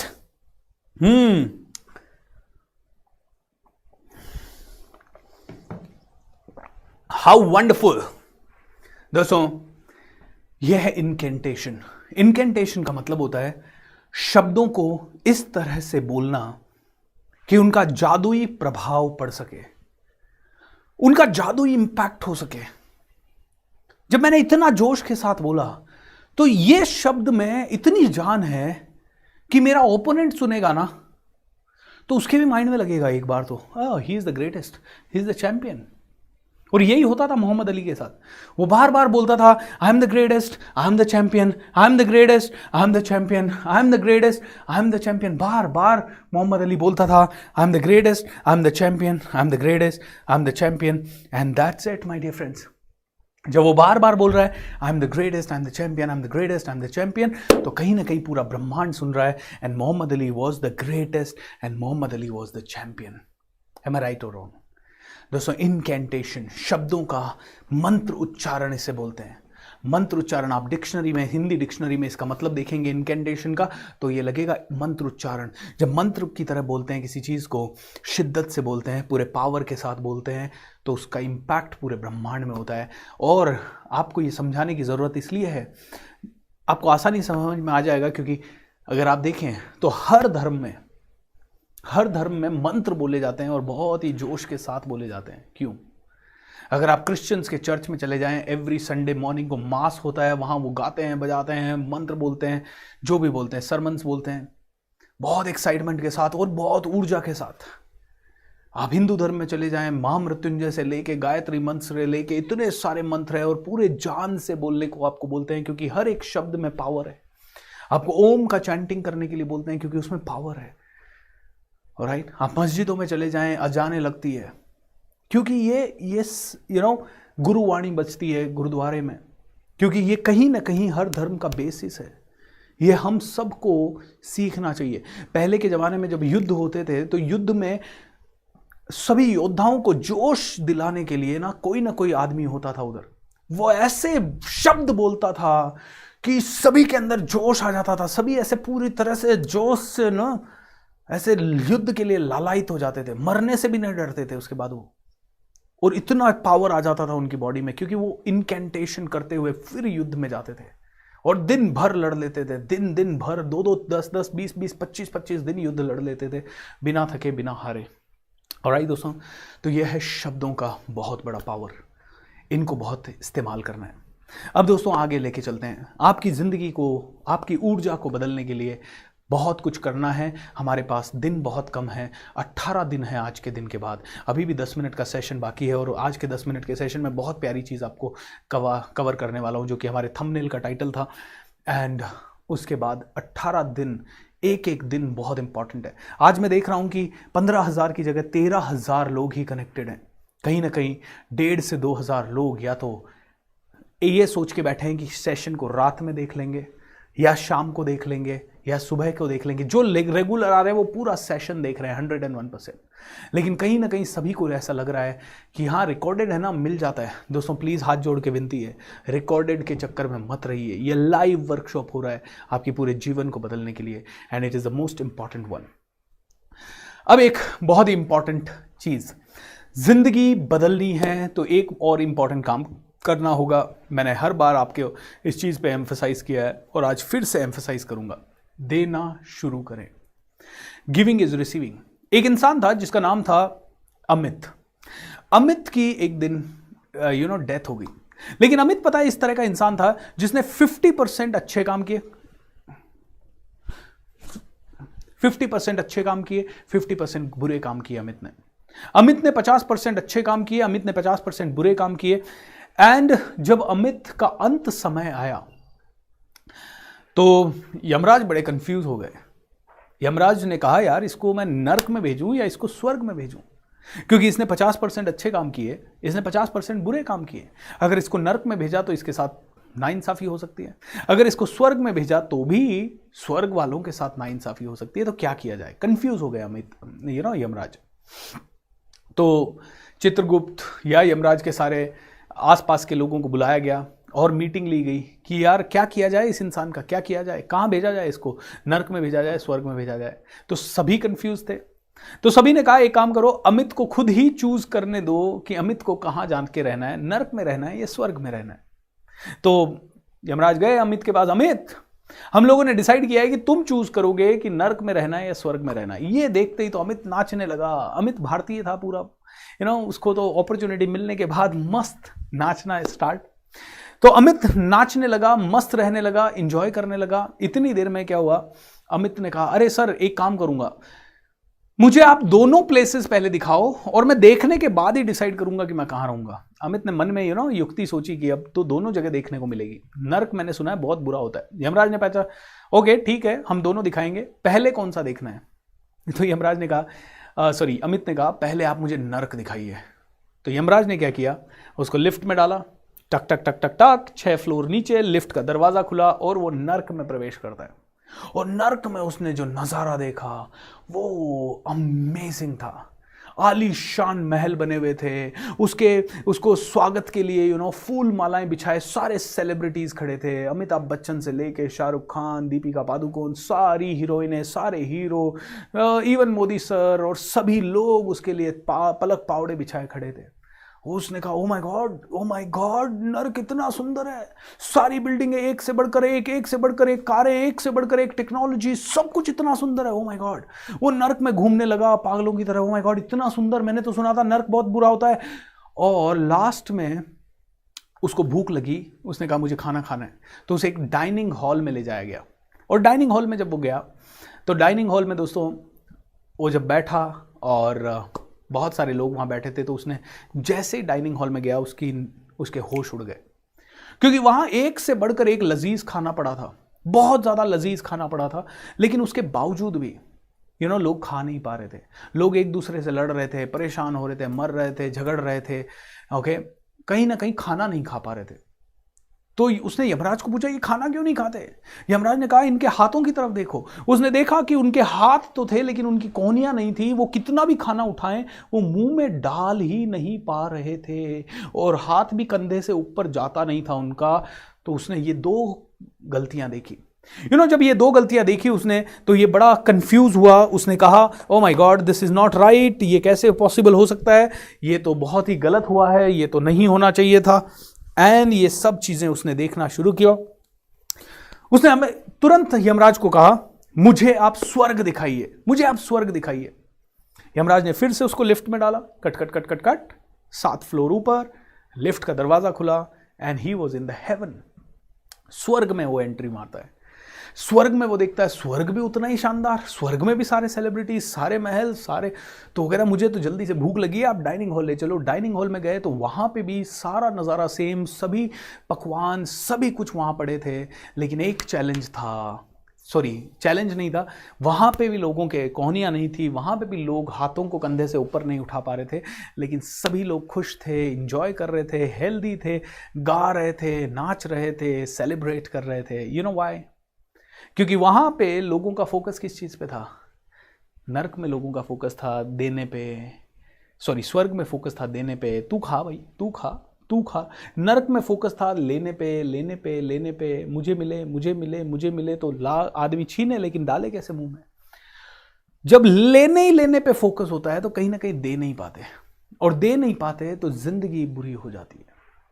दोस्तों एक गांव में 2 इंसान पैदा हुए, दोनों ने जिंदगी बहुत अच्छे से जी। जब लास्ट समय आया, अंत समय आया, तो दोनों यमराज के पास गए। यमराज ने कहा तुम दोनों ने बहुत अच्छे काम किए, तुम्हें अगला जीवन भी मानव जीवन मिलेगा, और तुम्हें भगवान प्रसन्न होकर एक वरदान दे रहे हैं कि तुम जैसा जीवन चाहो तुम्हें वैसा मिलेगा।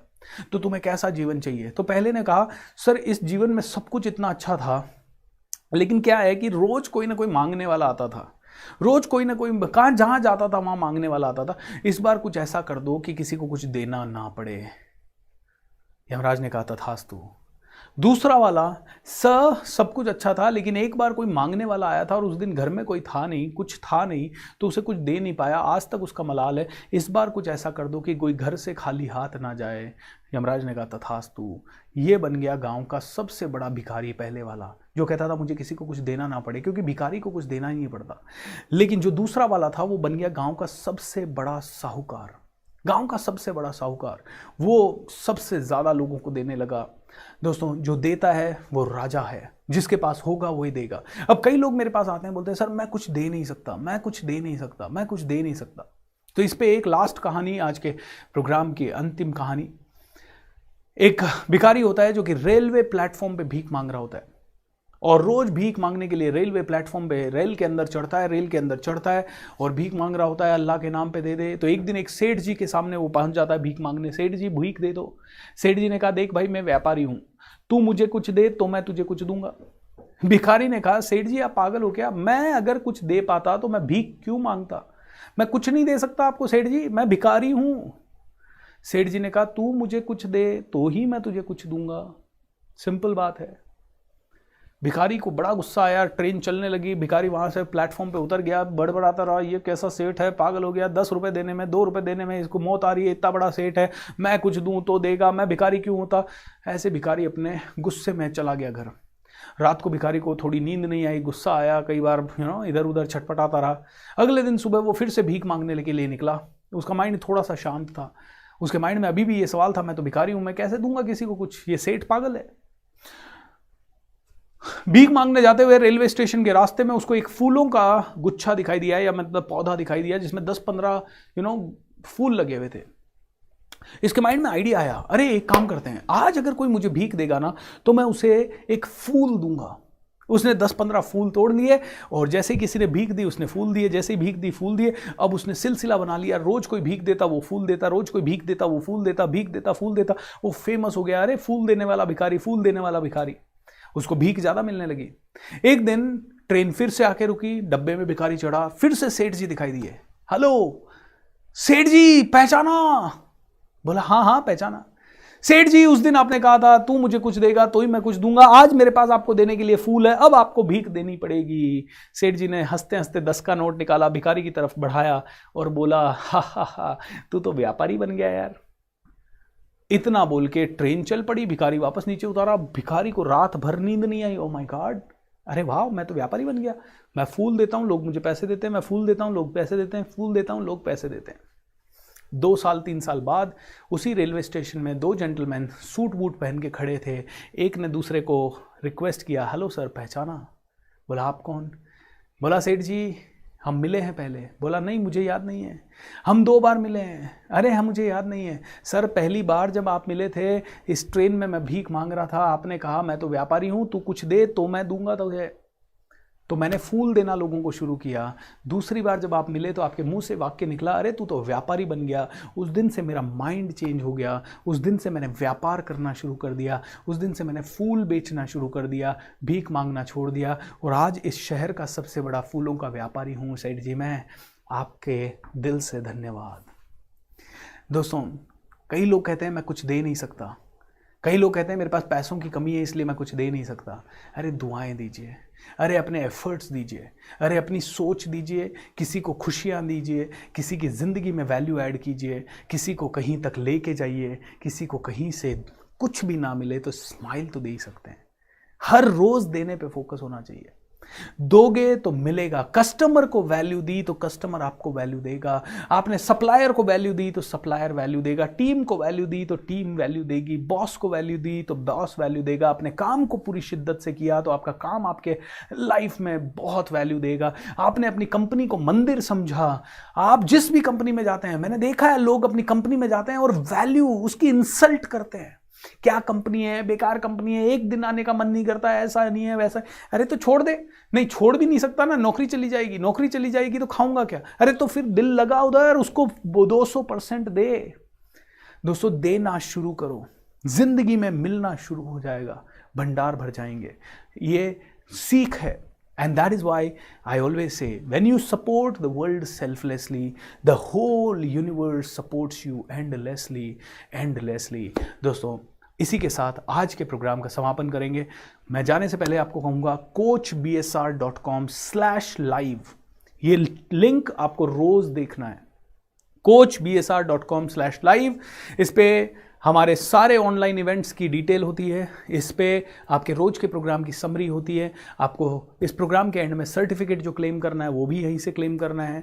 आपको और भी हमारी सारी जानकारियाँ, आस्था पे प्रोग्राम आ रहा है या सुबह मेडिटेशन का प्रोग्राम या सुबह एक्सरसाइज का प्रोग्राम या और भी सारी चीज़ें आपको coachbsr.com/live पेज पे मिलेगी।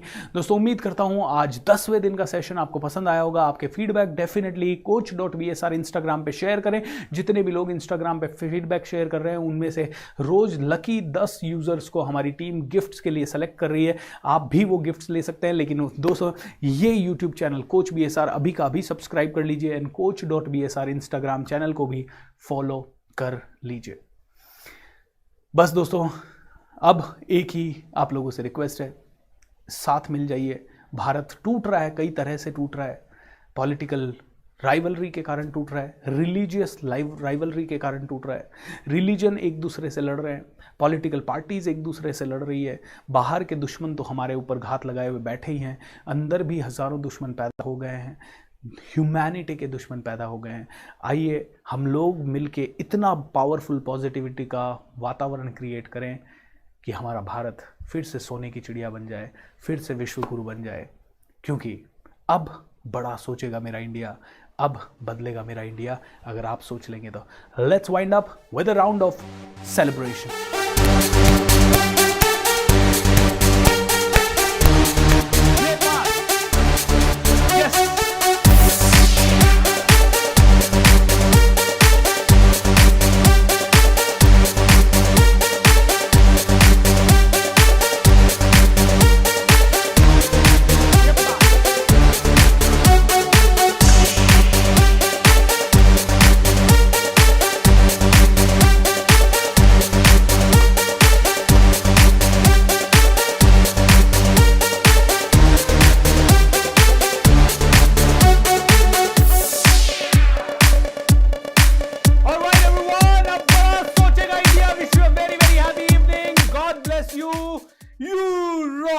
and take care of yourself. Shabba khair, good night, bye bye. Thank you.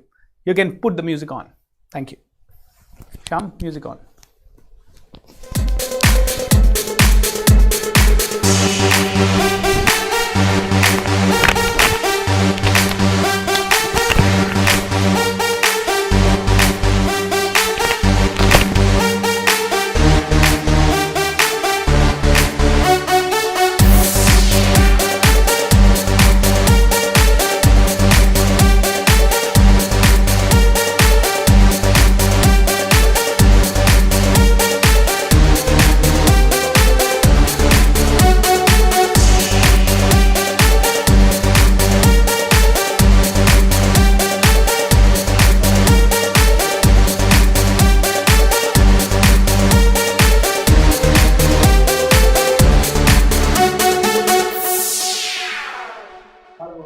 Hello everyone, good evening. बाकी की माइक बंद कर दो।